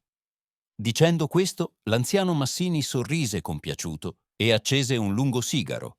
Evidentemente aspettava l'effetto delle sue parole su Cesare. Per recitare al meglio la sua parte, gli chiese: «Ma non capisco qual è la ragione principale per cui questo enorme sforzo è stato e viene fatto da migliaia e migliaia di anni». Sbuffando leggermente la sigaretta, l'anziano Massini guardò Cesare attraverso le palpebre semiaperte. Nella sua immensa arroganza, riteneva già di essere riuscito pienamente in ciò che si era prefisso. Cesare, invece, giudicava che questa opinione errata avesse indebolito la vigilanza del venerabile, inducendolo a lanciarsi di buon umore in nuove e ricche spiegazioni. «Mio caro, qui le cose sono abbastanza semplici. Il motivo principale è sempre stato e sempre sarà la presa del potere. Cos'altro pensi che potremmo ottenere in un periodo di tempo immenso? Avanti, ditemi, non siate timidi. Il denaro? Quasi tutte le finanze del mondo ci appartengono, grazie alla ragnatela bancaria che abbiamo tessuto nel corso dei secoli. Con il progressivo sviluppo della civiltà abbiamo cercato di creare un sistema sociale in cui le persone dipendono totalmente dalle loro entrate finanziarie. Soldi, soldi, sempre più soldi. Un'idea fissa che doveva essere diffusa ovunque. Ma per avere denaro bisogna produrre, e per produrre bisogna lavorare, e per lavorare bisogna avere tempo. Così abbiamo formato un'equazione che è in realtà un circolo vizioso, quasi irrisolvibile, perché non si arriva mai alla fine. Il risultato è stato che le persone hanno finito per lavorare per noi fino allo sfinimento, sempre attratte dal miraggio di ottenere sempre più denaro, che in realtà viene speso molto rapidamente nel ritmo veloce del mondo e nelle tentazioni di ogni tipo che lo caratterizzano. Tuttavia, per quanto denaro guadagnino con il lavoro, le vere ricchezze e le grandi somme di denaro sono ancora in nostro possesso, custodite nelle nostre banche o investite in vari titoli di proprietà. Anche se nel mondo compaiono 10 o 100 persone molto ricche che non fanno parte delle nostre logge, non rappresentano comunque una minaccia, perché sono individui distinti che non perseguono un obiettivo specifico e su larga scala. Naturalmente, la maggior parte di loro siamo attenti ad attirarli fin dall'inizio della loro brillante carriera nell'organizzazione. E così il nostro potere cresce. Ma quelli che rifiutano non durano a lungo da soli. Se in un modo o nell'altro diventano una minaccia per noi, allora uniamo le forze per farli fallire, con il rischio di qualche perdita nel nostro campo, ma l'enorme macchina finanziaria che abbiamo costruito ci permette di riequilibrare molto rapidamente il bilancio finanziario con una crescita altrove. L'obiettivo è sconfiggere quella persona. Di solito, quando sono sull'orlo del collasso totale e si sentono irrimediabilmente persi, puntiamo a dare loro un'altra possibilità che inizialmente avevano rifiutato. Il più delle volte l'uomo d'affari accetta. Ne consegue naturalmente un ritorno spettacolare nei suoi affari personali, ma deve già soddisfare alcune condizioni precise da parte nostra, alle quali non può più sottrarsi. Abbiamo sempre qualcosa da guadagnare, o un politico influente che sostenga i nostri interessi. Questo è il caso più comune e quasi il più facile da realizzare. O un grande uomo d'affari, di cui gestiamo la maggior parte del denaro attraverso i nostri canali. È quindi nostro interesse creare il maggior numero possibile di questi circoli viziosi, sulla base dei quali abbiamo costruito la società moderna, abbiamo formato la cosiddetta cellula della società, la famiglia, che abbiamo legato strettamente in una catena di dipendenze senza fine. Lavoro, casa, comodità, auto, prestiti bancari, obblighi contrattuali per periodi di tempo molto lunghi, che a volte si estendono su una o due generazioni della famiglia. Il ruolo dei circoli viziosi è quello di creare dipendenza, perché quando c'è dipendenza manca la libertà. La dipendenza porta automaticamente una sorta di schiavitù, una sorta di limitazione, e noi abbiamo bisogno che le persone siano il più possibile limitate e meccaniche nelle loro azioni, che devono diventare quasi stereotipate. Questa è stata l'idea principale per la quale abbiamo gradualmente imposto un lavoro suddiviso in quante più aree e sottoaree possibili.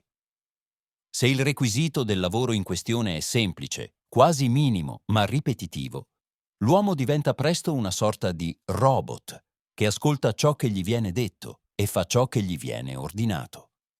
Non è necessario che le persone pensino troppo, può diventare pericoloso, può far nascere idee contrarie ai nostri obiettivi. Per questo abbiamo cercato di estendere il nostro controllo sulla popolazione in crescita anche al di fuori del lavoro, cioè durante il tempo libero. Abbiamo così permesso alla tecnologia e all'invenzione di catturare le masse di persone attraverso alcuni mezzi la cui assenza ci sembrerebbe oggi sinonimo di catastrofe: la televisione, il telefono, il computer. La nostra idea ha avuto un enorme successo perché, oltre a creare una dipendenza da questi mezzi tecnologici, ci ha permesso di controllare la diffusione delle informazioni. Oggi, per le caratteristiche dei tempi in cui viviamo, l'informazione è al primo posto tra le armi con cui operiamo nel mondo. Il passo successivo è stato semplice da realizzare. Controllando i media e le istituzioni, controlliamo implicitamente il contenuto e la qualità dell'informazione. Per questo motivo, uno degli obiettivi fondamentali era quello di ottenere il controllo delle più grandi società di stampa, radio e televisione del mondo. Stai dicendo che tutto questo è stato sufficiente per prendere il controllo dell'umanità? Chiese Cesare. Ovviamente no. I mass media avevano solo un'area limitata del mondo. Per questo motivo erano necessari altri metodi di sottomissione che dovevano anche invogliare i molti. Cominciammo a sostenere dall'ombra come una eminenza grigia la proliferazione della distribuzione delle droghe, soprattutto quelle sintetiche. Sapendo fin troppo bene che esse, insieme al tabacco, all'alcol e al caffè, distruggono il corpo umano, abbiamo deliberatamente mantenuto una cosiddetta guerra ad esse, che è servita solo a intensificare ulteriormente il bisogno di consumare queste sostanze. Abbiamo creato enormi truffe per la produzione di sigarette, bibite e caffè. Quasi tutti i presidenti e i capi di questi giganti del mondo degli affari sono membri venerabili delle logge più alte della nostra organizzazione, ha aggiunto un compiaciuto Massini. Tutto questo mi sembra un attacco concertato contro l'uomo. Cesare finse solo allora di rendersi conto dell'idea. Per nulla colpito, il venerabile rispose con nonchalance: «Mio caro, è già abbastanza difficile controllare e coordinare più di 6 miliardi di persone. Dovete capire che una folla è tanto più facile da gestire quanto più è dispersa e confusa. Se inoltre non supera un certo numero di persone, allora le cose sono davvero molto semplici, data la tecnologia di manipolazione mentale di cui disponiamo al momento». Che significato ha, secondo lei, il fatto che ogni giorno muoiono diversi milioni di persone, molte delle quali a causa di malattie indotte da farmaci? Il venerabile fece una breve pausa nella sua cinica presentazione, sembrando riflettere su ciò che stava per dire a Cesare. Uno dei nostri obiettivi principali era quello di fermare la proliferazione degli esseri umani sul pianeta. Inoltre, dovevamo ridurre drasticamente la popolazione del globo. Per farlo, avevamo bisogno di metodi in grado di uccidere un gran numero di persone in un tempo molto breve. Abbiamo finanziato progetti di ricerca top secret per produrre virus altamente virulenti. Alcuni esperimenti sono falliti, altri hanno dato buoni risultati. Intende il danno causato dai crimini naturali? Dobbiamo vedere il problema da un punto di vista pratico. Solo così possiamo costruire a fondo i nostri obiettivi. Se qualcosa o qualcuno si oppone a noi, non può resistere a lungo. Come vi dicevo, le nostre armi non sono mai allo scoperto. Al contrario, sono sempre rivestite di un mantello profondamente umanitario, ma premono su quelle debolezze che noi stessi abbiamo creato nel sistema e che sono in gran parte sconosciute alla popolazione. La base che ci fornisce le fonti nascoste di manipolazione della popolazione è la Costituzione di uno Stato. La sua creazione è una vera e propria scienza della psicologia e della manipolazione umana. Ed è per questo che abbiamo fatto in modo che i nostri rappresentanti partecipassero alla stesura delle costituzioni dei principali stati di potere del mondo. Le costituzioni devono avere una forma umanitaria, persino pomposa e relativamente complicata, ma allo stesso tempo devono nascondere in la loro profondità i modi efficaci per minare e controllare la popolazione. Forse il metodo più diffuso che abbiamo creato e indirettamente mantenuto nel corso degli anni è quello dei conflitti, delle rivoluzioni e delle guerre in diverse parti del mondo. I conflitti armati sono sempre stati per noi una reale ed enorme fonte di guadagno e un modo sottile per mantenere e incanalare l'influenza e il potere a livello globale. Speculiamo su qualsiasi difficoltà economica o sociale, soprattutto nei paesi meno sviluppati. Grazie alla nostra influenza bancaria, operiamo dall'ombra a livello della leadership dello Stato in questione e allo stesso modo agiamo nel caso dello Stato avversario. Non ci facciamo mai coinvolgere da una sola parte o da una sola direzione, perché l'esito può essere incerto, ma spingendo segretamente entrambe le parti, saremo i vincitori, indipendentemente dall'esito finale del conflitto. Il periodo attuale si presta particolarmente bene ai conflitti etnici ed economici.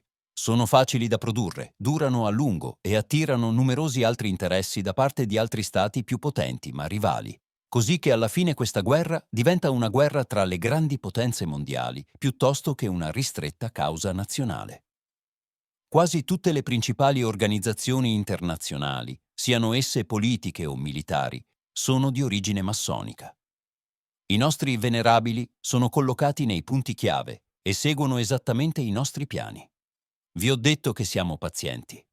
La decadenza rosicchia lentamente, ma inesorabilmente, anche il tronco d'albero più spesso. L'ONU e la NATO, per citare solo due delle nostre armi più influenti, Si sono rivelate decisioni salutari quando abbiamo deciso di formarle. Signor Massini, c'è ancora qualcosa che non capisco, disse Cesare, avvicinandosi con uno sguardo volutamente irritato. Come si può credere che tutto ciò che è importante nel mondo sia una diretta conseguenza delle azioni e dei piani dell'Organizzazione Massonica Mondiale? È una cosa assurda e inconcepibile. L'anziano Massini rise di cuore e accese un altro sigaro, misurando Cesare in silenzio, attraverso le nuvole di fumo bluastro che si disperdevano lentamente nella fresca aria di montagna.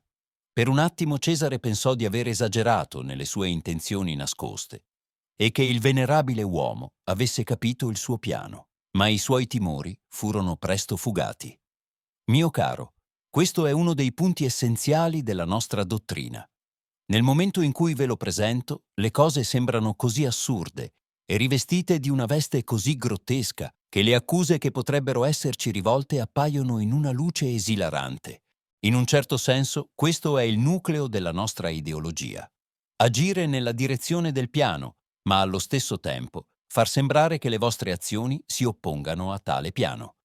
In questo modo potete capire più facilmente perché non vogliamo essere sui media, perché non vogliamo onori, fama o riconoscimenti pubblici, perché sono fugaci e, inoltre, sono diretti da noi stessi attraverso le leve di controllo che abbiamo nei media. Il successo della nostra organizzazione sta soprattutto nel fatto che siamo un gruppo e non agiamo solo in base a interessi individuali. Le nostre azioni sono sempre interconnesse e mirate, e il nostro sostegno reciproco e la totale discrezione sono essenziali per il successo. Inoltre, le regole e i giuramenti del nostro ordine sono molto rigidi e le punizioni molto severe. Probabilmente vi chiederete cosa mi spinge a parlarvi con tanta franchezza, senza alcun timore e molto sicuro di me stesso. Vi assicuro che, così facendo, ho valutato correttamente la situazione. Oppure pensate che, sentendo queste cose, sarete in grado di farle conoscere al mondo? Qui l'anziano Massini rise di cuore, ma subito dopo i suoi occhi si fecero freddi e tagliente. Lei non ha alcun potere o influenza all'esterno, signor Brad. Proprio a partire dal momento in cui siete arrivati alla nostra attenzione, non potete sottrarvi. Le opzioni sono chiare. O ci seguite incondizionatamente o diventate persona non grata. Analizzi un attimo la situazione. Lei è solo, non ha contatti con l'esterno ed è sottoposto a un regime di massima sicurezza. Pensa che sarebbe difficile per noi rimuoverla se lo volessimo davvero? Ma perché dovremmo farlo quando lei stesso può sostenere i nostri piani? Inoltre, lei saprà cose che non ha nemmeno immaginato e godrà di immunità e protezione assolute. In un certo senso sei preziosa, ma ciò che è prezioso deve mostrare la sua utilità.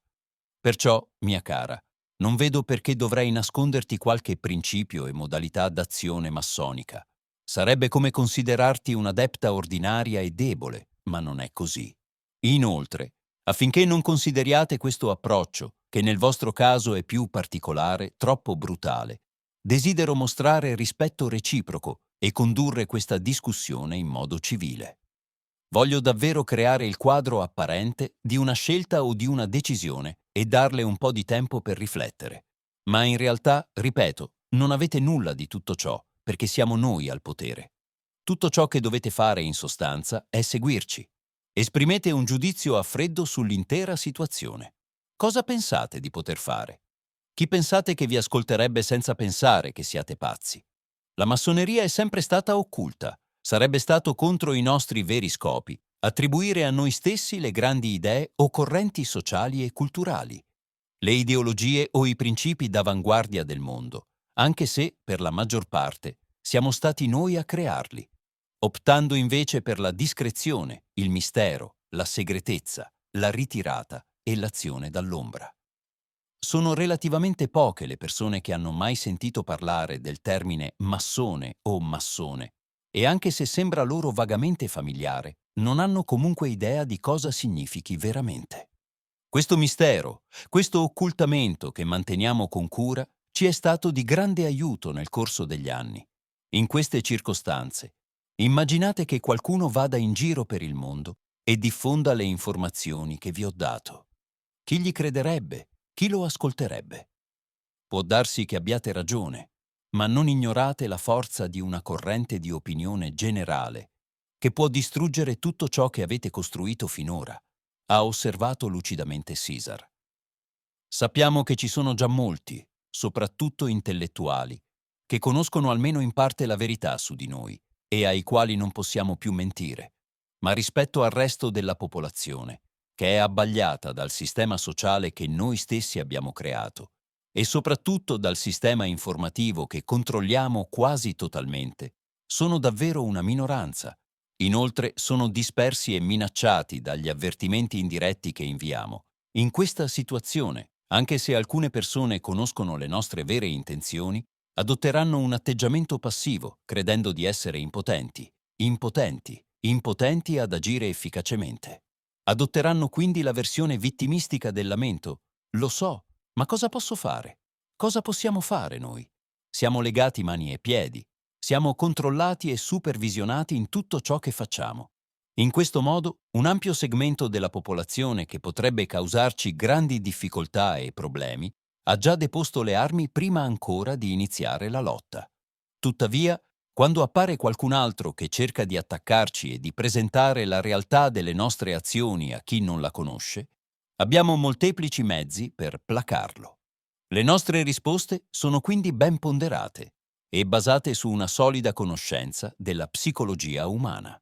Quasi sempre iniziano lanciando una notizia falsa e negativa su quella persona, perché, come vi dicevo, controlliamo molto bene il settore dei media.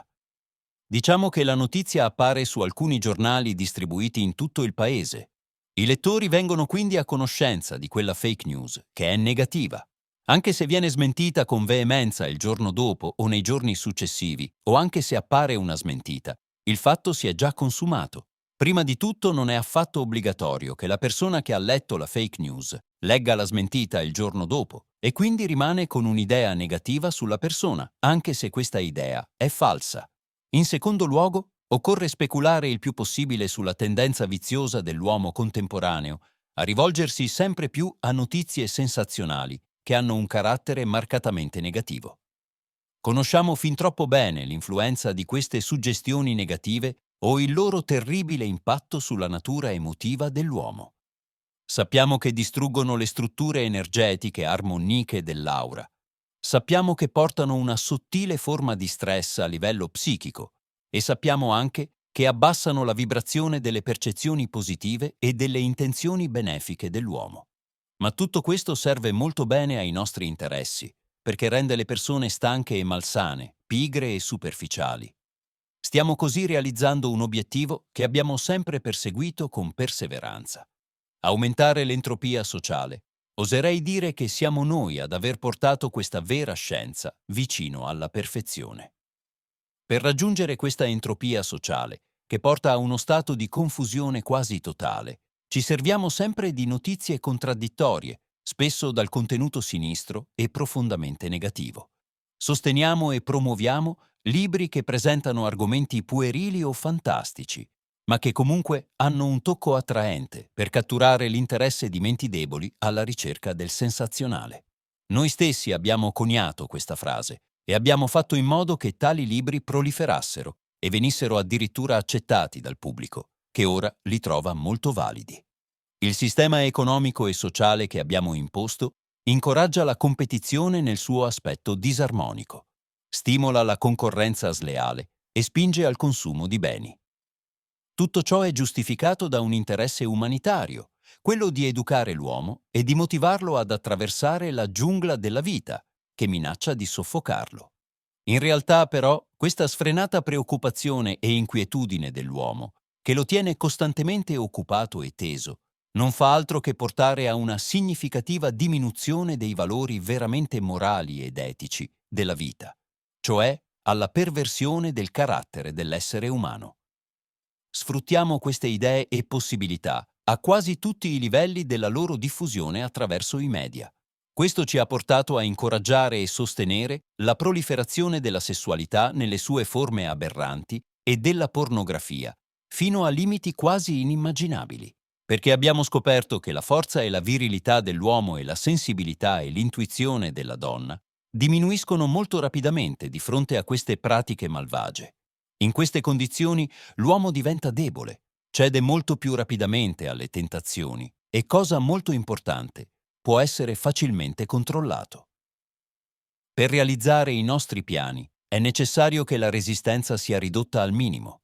Per questo motivo, in una prima fase, offriamo alle persone idee e possibilità vantaggiose, per poi sfruttare appieno le loro debolezze o alcune clausole di contratti che hanno sottoscritto ciecamente.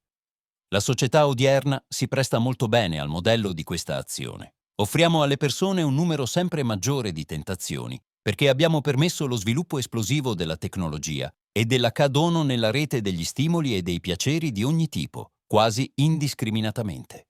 Sappiamo che questo è ciò che corrode la loro volontà, e un uomo senza una volontà propria è come un animale ignorante condotto al macello. Prestiamo particolare attenzione ai giovani, perché se si vuole che un albero non dia frutti, bisogna farlo seccare quando è ancora un alberello.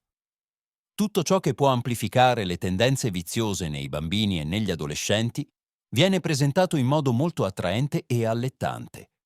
Siamo quindi particolarmente orientati a proiettare film che esasperano la violenza, film horror e film che enfatizzano tendenze sadiche o tratti caratteriali profondamente negativi. Per incoraggiarne la visione utilizziamo molta pubblicità. Potrei dire che la pubblicità è diventata, in un certo senso, il cuore stesso del commercio. Abbiamo così stimolato al massimo grado la tendenza al consumo della popolazione. È diventata una sorta di malattia contemporanea dell'uomo. Anche se non ha bisogno di qualcosa in particolare, deve comunque comprare, consumare e comprare di nuovo, spesso cose poco importanti, o addirittura per fare scorte in eccesso. D'altra parte, c'è una stretta connessione tra la tentazione del denaro e i modi in cui lo si può ottenere. Nel sistema economico e giuridico che abbiamo imposto non è facile diventare ricchi ed è praticamente quasi impossibile farlo in modo onesto. È per questo che la classe ricca è, per la maggior parte, una classe sociale imperfetta e perversa. La disonestà e la perversione dei ricchi li ha portati ad avere dei segreti, e quando un uomo ha dei segreti, nascono i suoi obblighi verso gli altri, soprattutto attraverso il ricatto. Sappiamo bene come sfruttare queste situazioni, perché noi stessi ne siamo gli artefici. Penso però che non tutte le persone agiscano in questo modo. Se questa è la verità, come si procede in questi casi, signor Massini? Chiese Cesare. Il venerabile alza le spalle con nonchalance. Ne sono rimasti troppo pochi, praticamente non vale la pena di preoccuparsi. Prendiamo il vostro paese, ad esempio. Ci siamo stabiliti qui con grande facilità, perché abbiamo potuto speculare sul passaggio da un regime totalitario, di cui abbiamo anche gettato le basi, a un'apparente libertà d'azione. Abbiamo intuito correttamente, ad esempio, l'avidità e la spregiudicatezza che si manifestano in un uomo che è stato a lungo soggetto a varie paure e privazioni.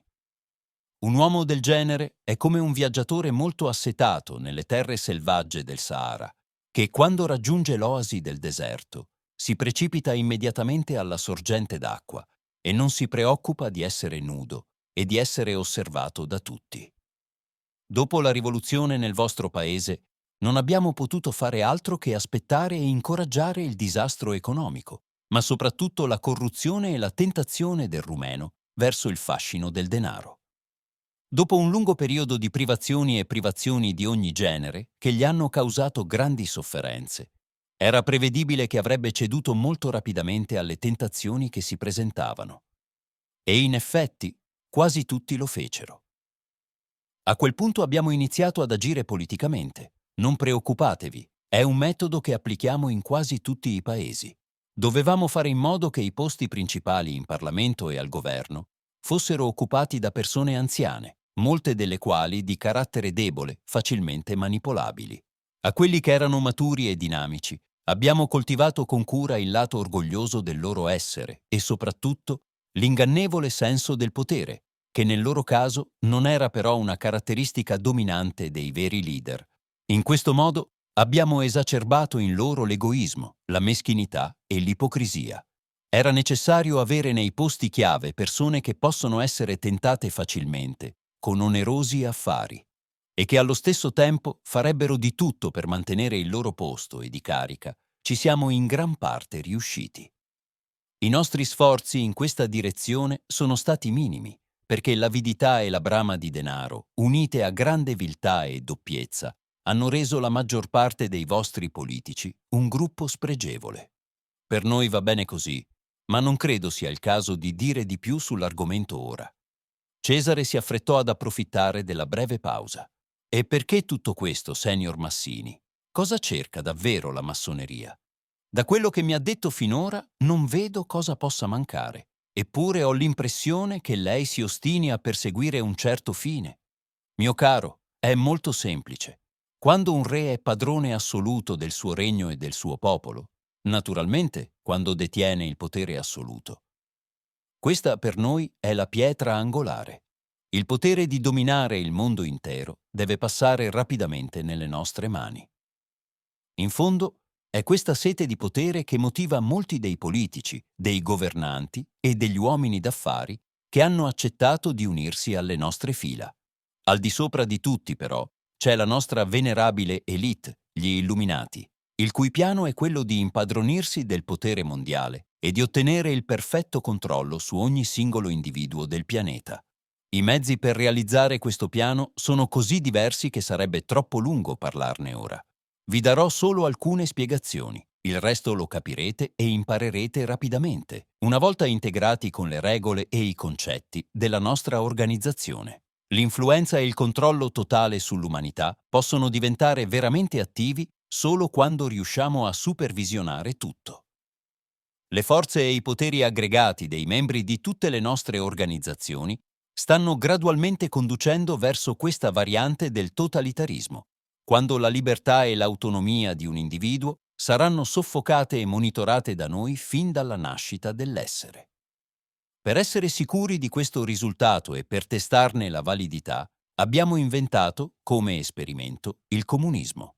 Tuttavia, abbiamo scoperto che le privazioni di lunga data, le ansie della gente e il culto della personalità che, senza eccezioni, appariva in tutti i capi di Stato comunisti, creavano alcune tensioni e favorivano persino la manifestazione di una visione lucida della situazione in alcuni membri della popolazione, che, col tempo, poteva creare spiacevoli sorprese. Il sistema comunista si dimostrò adeguato solo per un certo periodo di tempo, alcuni decenni. In seguito, però, è diventato inefficiente e persino pericoloso per i nostri interessi. Quando ci siamo resi conto di questo, abbiamo deciso di terminare l'esperimento e abbiamo dato luce verde per il cambiamento politico. Era necessario creare l'illusione di qualcos'altro, ma sapevamo già da tempo che nulla può cambiare da un giorno all'altro. Ci aspettavamo quindi molti sconvolgimenti sociali, di mentalità, di pensiero e di obiettivi. Siamo stati noi a propagare subdolamente le idee di base del nuovo status sociale, attraverso vari mezzi di comunicazione, attraverso i politici e creando sempre nuove scappatoie nel sistema finanziario, soprattutto con l'obiettivo di mettere a dura prova le relazioni tra la gente e il governo. Il benessere non deve farsi sentire a livello generale, ma viene accolto da un certo gruppo di corrotti che possono così fare i nostri interessi, senza che loro ne abbiano la minima idea. Anzi, le apparenze fanno sempre immaginare che in realtà sono loro ad agire, a decidere, ad avere il potere. E tutto questo dobbiamo sostenerlo, perché il miraggio non svanisca. Quello che vi sto dicendo ora fa parte degli aspetti meno conosciuti e di alto livello della massoneria. Non dovete pensare che ogni membro conosca i nostri misteri e i nostri piani. L'accesso alle nostre idee e ai nostri scopi avviene sempre per gradi, e la rivelazione. Le informazioni sono inoltre strutturate in fasi successive di importanza. In generale, operiamo sempre su 3 livelli distinti, che sottolineano molto chiaramente i doveri e il valore del membro massonico. Anche se a prima vista questi livelli appaiono come strati sovrapposti e indipendenti, essi contengono tuttavia i collegamenti essenziali per la comprensione del nostro piano mondiale. Questi collegamenti, tuttavia, sono noti solo alla nostra élite, ai nostri grandi illuminati. Il primo livello comprende coloro che sono appena entrati a far parte delle nostre logge massoniche o che non hanno un particolare interesse ad essere incaricati di compiti difficili. Sono i giornalieri, cioè coloro che svolgono molti lavori cosiddetti umili ma utili, in quanto nel loro insieme preparano il terreno per i grandi colpi a cui miriamo, come la nascita di vari scontri militari, rivoluzioni, incapacità nazionali, cioè una artiglieria pesante che viene utilizzata strategicamente da personaggi importanti della nostra organizzazione. Queste azioni su larga scala entrano in gioco, però, solo dopo che il materiale è stato preparato, cioè dopo che i nostri lavoratori a giornata hanno agito per un certo periodo di tempo, guidati dall'ombra da noi stessi, senza che si rendessero conto dello scopo che si sta perseguendo. Rientrano in questa categoria soprattutto coloro che sono saliti in alto in poco tempo, coloro che si sono arricchiti in fretta ma sono ancora deboli di mente, coloro che sono alla ricerca di titoli, gradi e riconoscimenti sociali.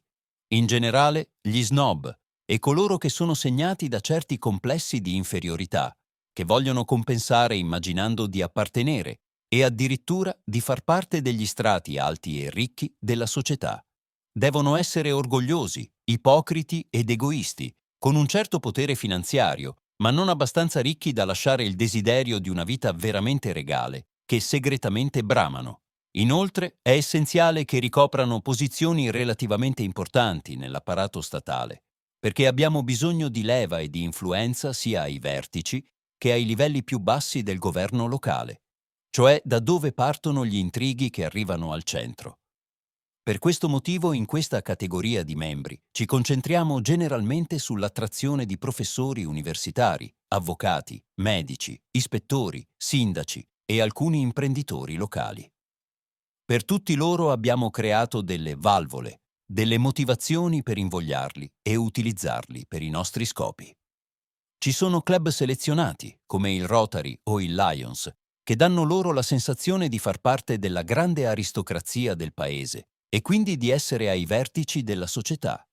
In realtà questi club sono una sorta di polvere negli occhi e persino uno scudo contro possibili attacchi dall'esterno, perché le persone che ne fanno parte lotteranno ferocemente per mantenere i privilegi che hanno acquisito come membri nella cosiddetta vita alta della società.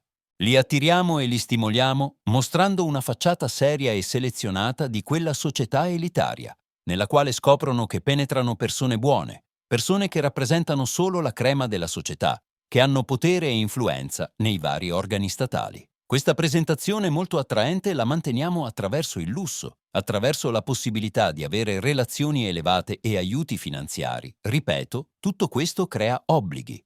Il nostro interesse è quello di creare differenze molto grandi tra gli strati sociali, cioè tra persone molto ricche e persone molto povere, il più possibile senza l'elemento di mediazione e di sostegno che è la classe media, mantenendo così uno stato sociale generale in cui l'uomo immagina di dover affrontare un assalto continuo, di dover lottare costantemente o per assicurarsi la sussistenza quotidiana, o per aumentare ancora di più la propria ricchezza.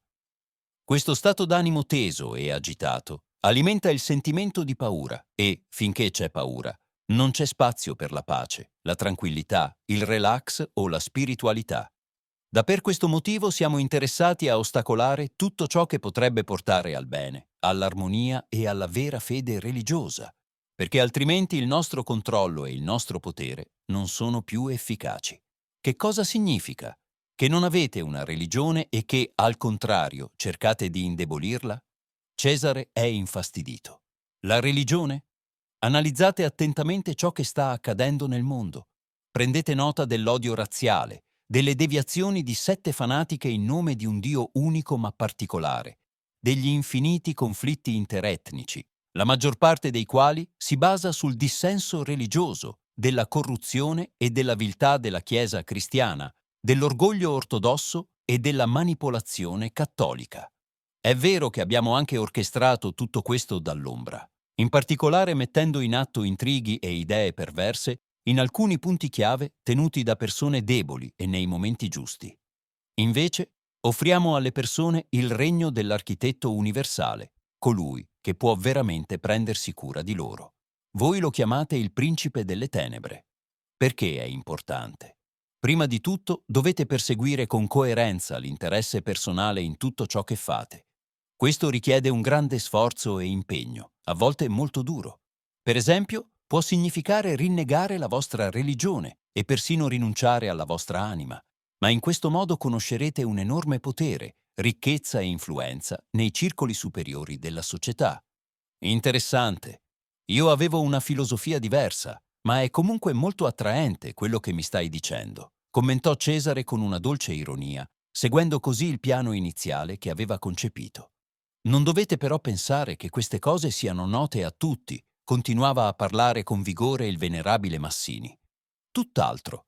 Vi parlavo di 3 livelli generali e della loro importanza scaglionata nella nostra organizzazione massonica. Vi è ormai chiaro che il primo livello, quello dei quotidiani, non ha accesso a informazioni di questo tipo, né a quelle che riguardano gli aspetti più occulti della massoneria, soprattutto quelli che riguardano la nostra attività mondiale. I membri di seconda fascia, invece, hanno l'opportunità di conoscere alcuni dei nostri meccanismi internazionali, in modo da poter partecipare più attivamente alle iniziative politiche intergovernative, e sono molto più sostenuti dalle nostre logge influenti. Si tratta in particolare di coloro per i quali abbiamo stabilito una forma di gerarchizzazione in gradini o ranghi, fino al 33° grado. È istruttivo osservare quanto le persone siano attaccate ai titoli, alle posizioni, ai riconoscimenti, e noi speculiamo intensamente su questo vantaggio. Un massone di 33° grado può rappresentare una pedina fondamentale nella nostra struttura complessiva. Nel corso degli anni ci siamo sforzati di diffondere l'opinione che questo sia, in un certo senso, l'apice della gerarchia piramidale che guida la massoneria. Tuttavia, vi confesso in privato che il secondo gradino è solo l'inizio per l'élite massonica mondiale. Queste cose le teniamo molto segrete, ma anche così si sono diffuse delle voci. Dovete capire però che noi, al vertice della piramide, non possiamo essere attaccati legalmente e nessun altro organismo dell'ordine statale ci è superiore per la semplice ragione che li abbiamo creati quasi tutti noi. Questo significa potere decisionale ai massimi livelli, ha detto il pensatore Cesare.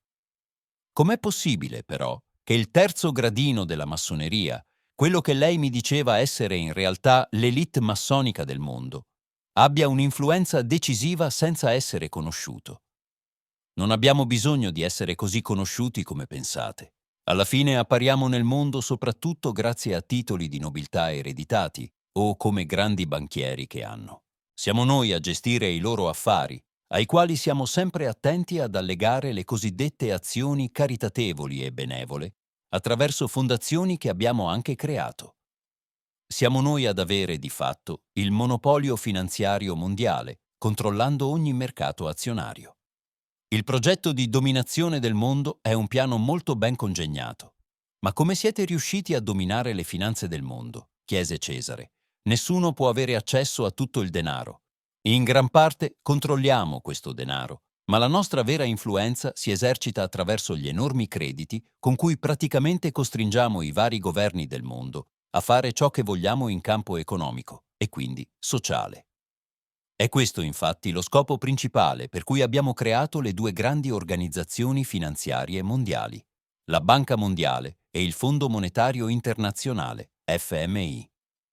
Ma il colpo e la vittoria più importanti sono stati l'indebitamento degli Stati Uniti d'America, che ora dipendono quasi interamente dalla politica finanziaria da noi stabilita.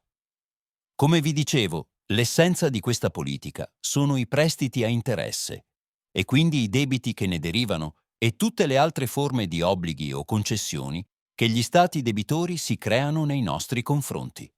In questo modo governiamo il mondo economico, orientandolo nella direzione che vogliamo. Possiamo creare veri e propri squilibri o addirittura inadempienze nei pagamenti quando abbiamo un interesse personale a ottenere qualcosa. I paesi falliti sono la nostra specialità perché ci danno accesso indiretto al governo di un'intera nazione. Naturalmente, prepariamo e correliamo queste strategie in anticipo con quelle di disinformazione attraverso i media internazionali, di cui siamo proprietari. È un sistema che ha dimostrato la sua efficacia nel tempo e che abbiamo padroneggiato molto bene. Se qualcuno si oppone, rimuoverlo dalla scena politica o come personalità sociale non presenta in generale alcun problema a causa delle numerose relazioni che abbiamo, della corruzione e del sistema finanziario che abbiamo padroneggiato. In casi più particolari, come gli Stati Uniti, non possiamo permettere errori o azioni esterne diverse da quelle che abbiamo pianificato. Pertanto, ogni presidente americano non è in realtà altro che una scelta e un'emanazione dei nostri scopi massonici. Deve necessariamente essere un membro di spicco delle nostre logge, di solito quelle di secondo livello. Per nascondere al meglio le manovre politiche e finanziarie che scateniamo a questi fini, utilizziamo l'idea più spettacolare, ma allo stesso tempo più esilarante, che siamo riusciti a infiltrare nelle masse popolari negli ultimi 200 anni. Si tratta probabilmente di una delle nostre acquisizioni più preziose, che ci è servita molto e che ancora oggi si dimostra molto efficace. Sarete sorpresi, ma porta un nome molto familiare. La stessa nozione democratica non rende quanto una pentola, tuttavia è il pezzo più appropriato nell'ingranaggio del nostro piano, che ha molto successo con le masse popolari. Il motivo principale è che risveglia il loro orgoglio e il loro senso del potere, ma in realtà produce solo un certo tipo di inimicizia, di lotta e di tentazione, offrendo così la possibilità di manipolazione. A ben vedere, i giochi politici nascosti e i grandi interessi finanziari e di potere sono nelle mani degli elettori, delle persone che votano. Bisogna scendere a piccoli compromessi per poter poi godere di tutti i vantaggi. Che cosa otteniamo in realtà con la cosiddetta democrazia? Nella maggior parte dei casi, essa porta soprattutto alla divisione tra i diversi gruppi sociali che compongono una nazione e spesso allo scontro aperto tra i popoli del mondo. L'idea che offriamo al mondo, ma con la quale in realtà copriamo le nostre vere intenzioni e azioni con l'acquiescenza di tutti, è quella di creare l'illusione della libera scelta per ogni individuo. Ma quando si tratta di decine e centinaia di milioni di persone diverse, stressate e perverse, la loro cosiddetta libera scelta può essere facilmente indirizzata con vari metodi. La tempesta deve essere lasciata infuriare, ma la sua direzione generale può essere influenzata per proteggere alcune aree e distruggerne altre. Abbiamo trovato il metodo più semplice e sicuro caos e disunione. Infatti, nonostante le apparenze altamente umanitarie e i valori morali con cui abbiamo lucidato l'idea di democrazia, questi nascondono solo il nucleo da cui siamo partiti e che abbiamo sviluppato nel corso del tempo. L'inimicizia dei popoli gli uni contro gli altri, la lotta cieca per un potere facile e temporaneo, la mancanza di unità. Per noi, unire le persone in idee e concetti positivi e benefici è molto pericoloso, perché solo allora le masse di persone diventano veramente potenti nella loro azione. Questo è anche il motivo per cui spesso cerchiamo di provocare la frammentazione dei territori statali nel maggior numero possibile di etnie, ciascuna con i propri interessi, la propria cultura e le proprie credenze religiose. In definitiva, il nostro obiettivo è quello di confondere le tradizioni culturali e religiose dei vari paesi e delle varie popolazioni, fino al punto in cui non hanno più la forza di individualizzarsi. Diventano quindi facili da controllare e assimilare in un'unica forma di governo, che sarà ovviamente gestita dalla nostra elite massonica mondiale.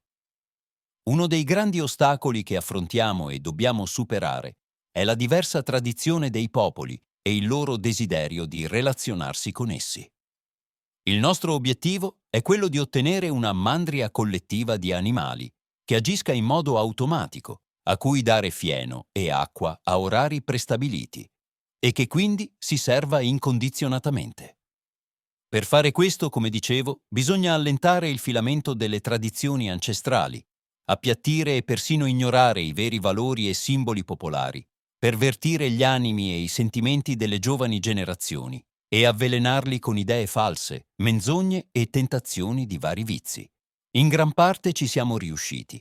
Nel caso dell'America è stato abbastanza facile, perché praticamente priva di tradizione. Attualmente è il luogo del mondo in cui il nostro piano è stato meglio realizzato.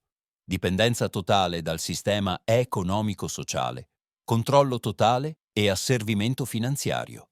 Il tutto condito dal miraggio di tecnologie straordinarie e dall'idea patetica e orgogliosa di prima potenza mondiale. Le persone hanno bisogno della certezza anche di un falso potere. Hanno un bisogno inconscio di aggrapparsi a qualcosa che possa creare una vivida impressione o sicurezza interiore. Noi intratteniamo questa idea di potere nelle menti degli americani, perché li trattiene in larga misura dal ribellarsi al sistema che, di fatto, ha fornito loro questa idea molto accogliente di supremazia, e l'arroganza e la superficialità che ne derivano ci sono utili. Meno vigili e facili da manipolare, fungono praticamente da punto di svolta nel nostro piano di conquista del potere globale assoluto. Chi Cesare ha voluto saperne di più. Se si rivelasse un bluff, perché tanta enfasi sulla democrazia? Mio caro, la democrazia ha solo l'apparenza di un aspetto benefico, ma in realtà permette ai più grandi abusi o conflitti di manifestarsi, rispose l'anziano Massini. Non ci sono forse persone che sono morte o stanno morendo in nome della democrazia. Tutte le leggi e i principi della civiltà odierna non sono forse strutturati secondo le leggi della democrazia. Ebbene, l'emergere di questo polo, che è la democrazia, ha portato anche all'emergere della possibilità di un'idea contraria e della possibilità di lottare contro la democrazia, e in questo modo abbiamo ottenuto il conflitto. Il conflitto è una base solida da cui si può dominare il mondo intero. Vi ricordo ancora una regola fondamentale del nostro metodo massonico. Servite segretamente entrambe le parti, schieratevi, con abili manovre politiche ed economiche, con ciascuno dei combattenti, e in questo modo vi siete assicurati il successo che desiderate.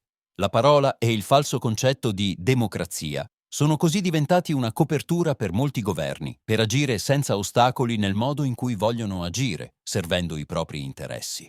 Quasi tutti i paesi si sono indebitati per sostenere le spese militari, anche se non sono in guerra. Noi concediamo questi prestiti, ma chiediamo ai governi di garantirli con molte ricchezze, miniere, foreste, ferrovie o alcune industrie chiave. Questo è il modo principale in cui gradualmente monopolizziamo la ricchezza di un paese e controlliamo la sua popolazione. Mi sembra però che l'idea di democrazia sia buona, solo il modo in cui viene applicata risulta perverso, osservò Cesare, volendo vedere la reazione del venerabile Massini. È vero che, di per sé, la democrazia ha valore solo quando la civiltà ha già raggiunto un alto grado di comprensione e applicazione dei misteri dell'universo e della vita. Anche in questo caso, però, dovrebbe essere utilizzata solo all'interno di un piccolo gruppo di persone che prendono le decisioni più importanti in una comunità o in una nazione. La democrazia, nel suo vero senso, non può funzionare efficacemente per grandi masse eterogenee di persone. Sappiamo che è un concetto valido solo in una società orientata al bene, in cui le persone pensano e agiscono generalmente all'unisono e hanno una coscienza elevata, cosa che non accade nella civiltà moderna. Ma la Chiesa non ha nulla da dire in merito. Sapevo che le masse popolari si fidano molto della Chiesa e seguono i suoi consigli. Cesare era interessato. L'anziano Massini si è lasciato andare a un gesto di nervosismo. La Chiesa cristiana è uno dei nostri nemici più pericolosi. La sua influenza è ancora piuttosto forte, ma stiamo lavorando con costanza per ridurla al minimo. A tal fine stiamo concentrando la nostra attenzione in particolare sulle giovani generazioni, che cerchiamo di depotenziare attraverso le nostre idee. Siamo stati particolarmente orientati a inoculare nelle menti delle persone le idee di libertà e democrazia, che sapevamo non essere comprese e gestite correttamente dall'uomo della civiltà moderna. Tutti parlano e sostengono la libertà e la democrazia, ma quasi nessuno si chiede come mai, nonostante le buone intenzioni, l'umanitarismo e il desiderio di pace che si esprimono ovunque nel mondo, ci siano più guerre, conflitti, tensioni e incomprensioni che mai in tutte le parti del globo. In questo modo abbiamo elevato l'ipocrisia della classe dirigente al rango supremo e stiamo sfruttando appieno i vantaggi di questa situazione. Abbiamo anche capitalizzato la mancanza di buonsenso, l'arroganza e l'infatuazione della stragrande maggioranza delle persone, che in questo modo pensano di avere una buona comprensione degli aspetti e dei meccanismi della democrazia e della libertà di espressione. Avendo la possibilità di agire in questo modo, la gente comune acquisisce un senso di autostima che a volte esaspera fino a livelli davvero ridicoli e imbarazzanti, nella meschinità e nel tormento delle loro quotidiane e ristrette preoccupazioni, arrivando a immaginare che le personalità politicamente responsabili, quelle che li guidano, si appoggino a loro e alla loro opinione.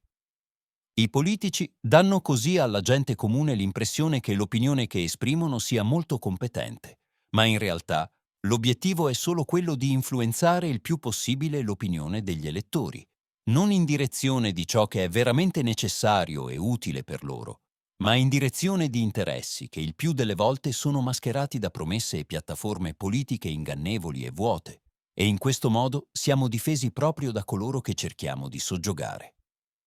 Se dal conglomerato generale emerge una posizione contraria alle nostre intenzioni, allora il suo rappresentante deve essere rimosso il più rapidamente possibile.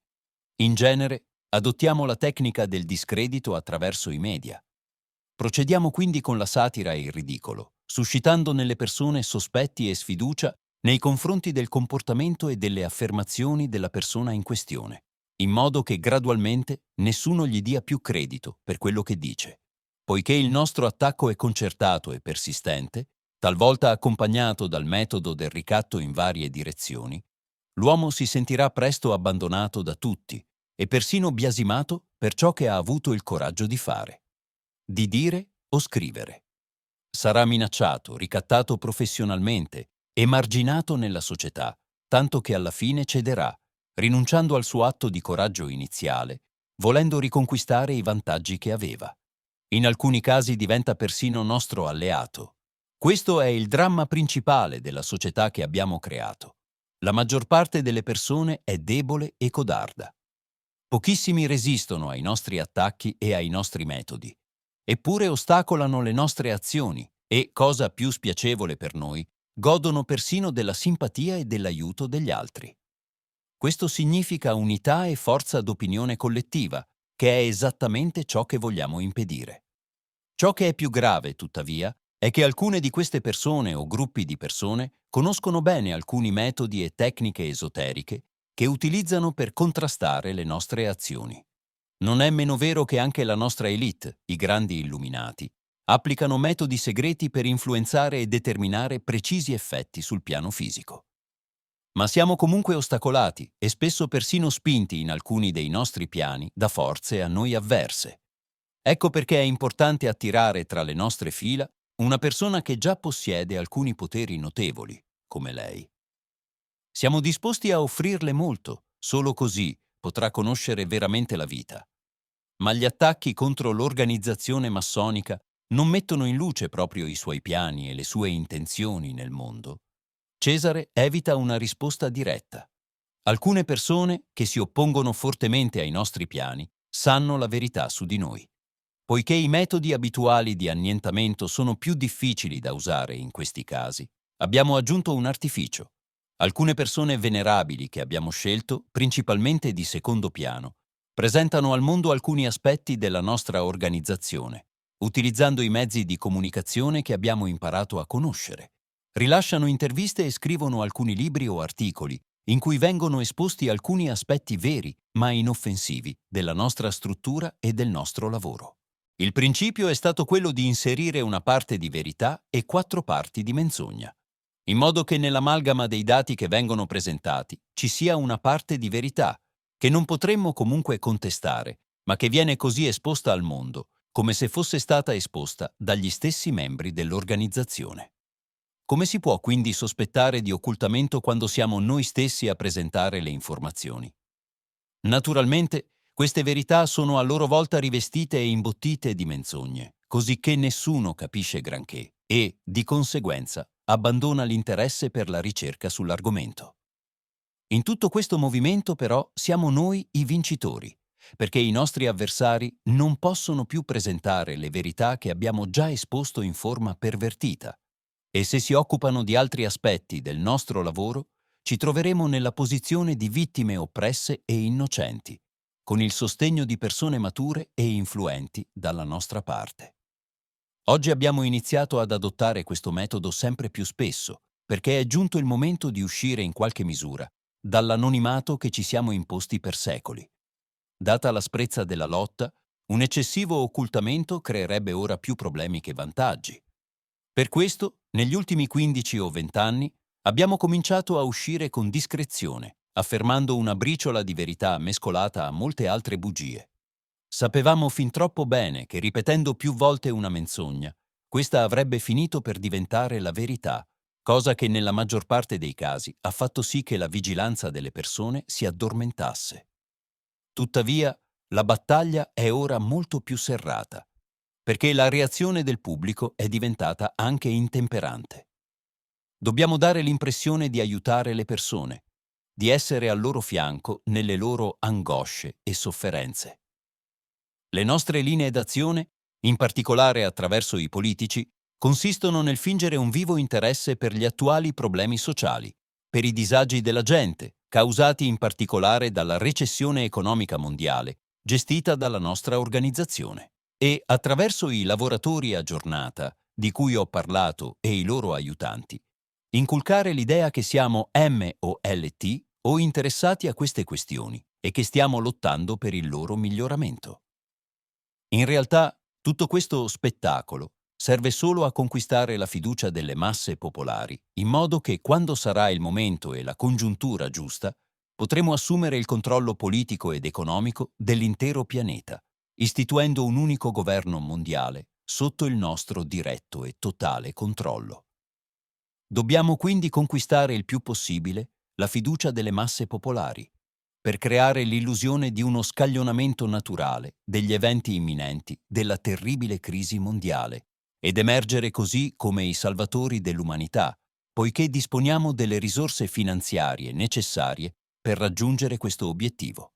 In linea di principio, il compito non è così difficile, poiché la vigilanza delle masse popolari è già notevolmente indebolita da altri modi che stiamo applicando con successo da molto tempo. La routine quotidiana del lavoro, i programmi televisivi strutturati, in modo tale da inoculare nel subconscio delle persone un atteggiamento passivo e una mancanza di opposizione e discernimento. Gli alimenti chimici, i narcotici, le malattie di ogni tipo. Mentre diceva queste parole, l'anziano Massini diede improvvisamente un'occhiata all'elegante orologio Jay, tempestato di diamanti che portava al polso. Era già sera e l'aria fredda era gelida. «Credo sia giunto il momento di fermarsi», disse il venerabile. Contiamo sulla sua straordinaria capacità di adattamento e, personalmente, credo di essere riuscito a farle comprendere abbastanza bene gli aspetti fondamentali del lavoro della nostra organizzazione. Stasera partirò per Amsterdam per occuparmi di alcune questioni. Tra l'altro informerò gli altri venerabili dell'impressione che mi ha fatto. L'anziano Massini guardò Cesare per qualche istante con aria benevola. Valuto positivamente l'esito del nostro incontro e mi aspetto un aiuto commisurato da parte vostra. Era necessario che lei conoscesse gran parte della verità sull'organizzazione massonica per evitare in seguito una situazione di stallo concettuale. Tra poco verrò a trovarvi di nuovo e sarà un momento importante. Potrei anche dire che sarà una prova difficile per voi. Fino ad allora prepareremo tutto il necessario per integrarti nella nostra organizzazione. Il venerabile si era già alzato in piedi, appoggiandosi al suo bastone splendidamente intarsiato. Cesare lo accompagnò all'elicottero. La sua strategia sembrava funzionare, visto che era riuscito a convincere senza troppi sforzi e senza impegnarsi ancora in nulla. È vero però che l'anziano Massini era stato così sicuro di sé e così dinamico nelle spiegazioni e nell'approccio che l'accettazione di Cesare era quasi scontata. La forza sottile del venerabile era formidabile e solo il particolare equilibrio mentale di Cesare e la ferma padronanza delle sue energie mentali gli permisero di resistere senza difficoltà alla sorprendente influenza attiva che il grande massone aveva quando voleva ottenere una certa cosa. Cesare mi confidò che in quei momenti la radiazione psichica del venerabile era così potente e dominante che avrebbe senza dubbio avuto un profondo effetto ipnotico su una persona comune che non può controllare i suoi livelli mentali superiori. Egli aveva sentito il duro impatto di quell'energia avvolgente, la cui vibrazione era profondamente negativa, ma l'aveva contemporaneamente sublimata ai livelli superiori del suo essere e della sua mente. Il suo atto di ferma volontà gli aveva permesso di mantenere il controllo e di mostrare piena lucidità nel confronto con il signor Massini. Forse il lettore tenderà ad avere una visione superficiale del significato dell'incontro tra i due.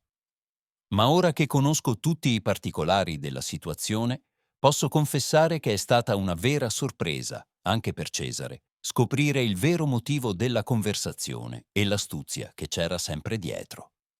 Gli eventi successivi, tuttavia, avrebbero dato a Cesare il sopravvento, grazie alla sua straordinaria capacità di scivolare sul filo del rasoio, in una situazione drammatica e molto tesa, che coinvolgeva anche decisioni molto importanti a livello di leadership statale. Se questo video ti ha incuriosito e ti ha fatto riflettere, lascia un like per supportare il canale. Non dimenticare di iscriverti e attivare la campanella per rimanere aggiornato su tutti i nuovi contenuti. Ogni capitolo ti porterà sempre più in profondità nei misteri nascosti, quindi non perderti nessun dettaglio. Grazie per il tuo supporto e per far parte di questa avventura.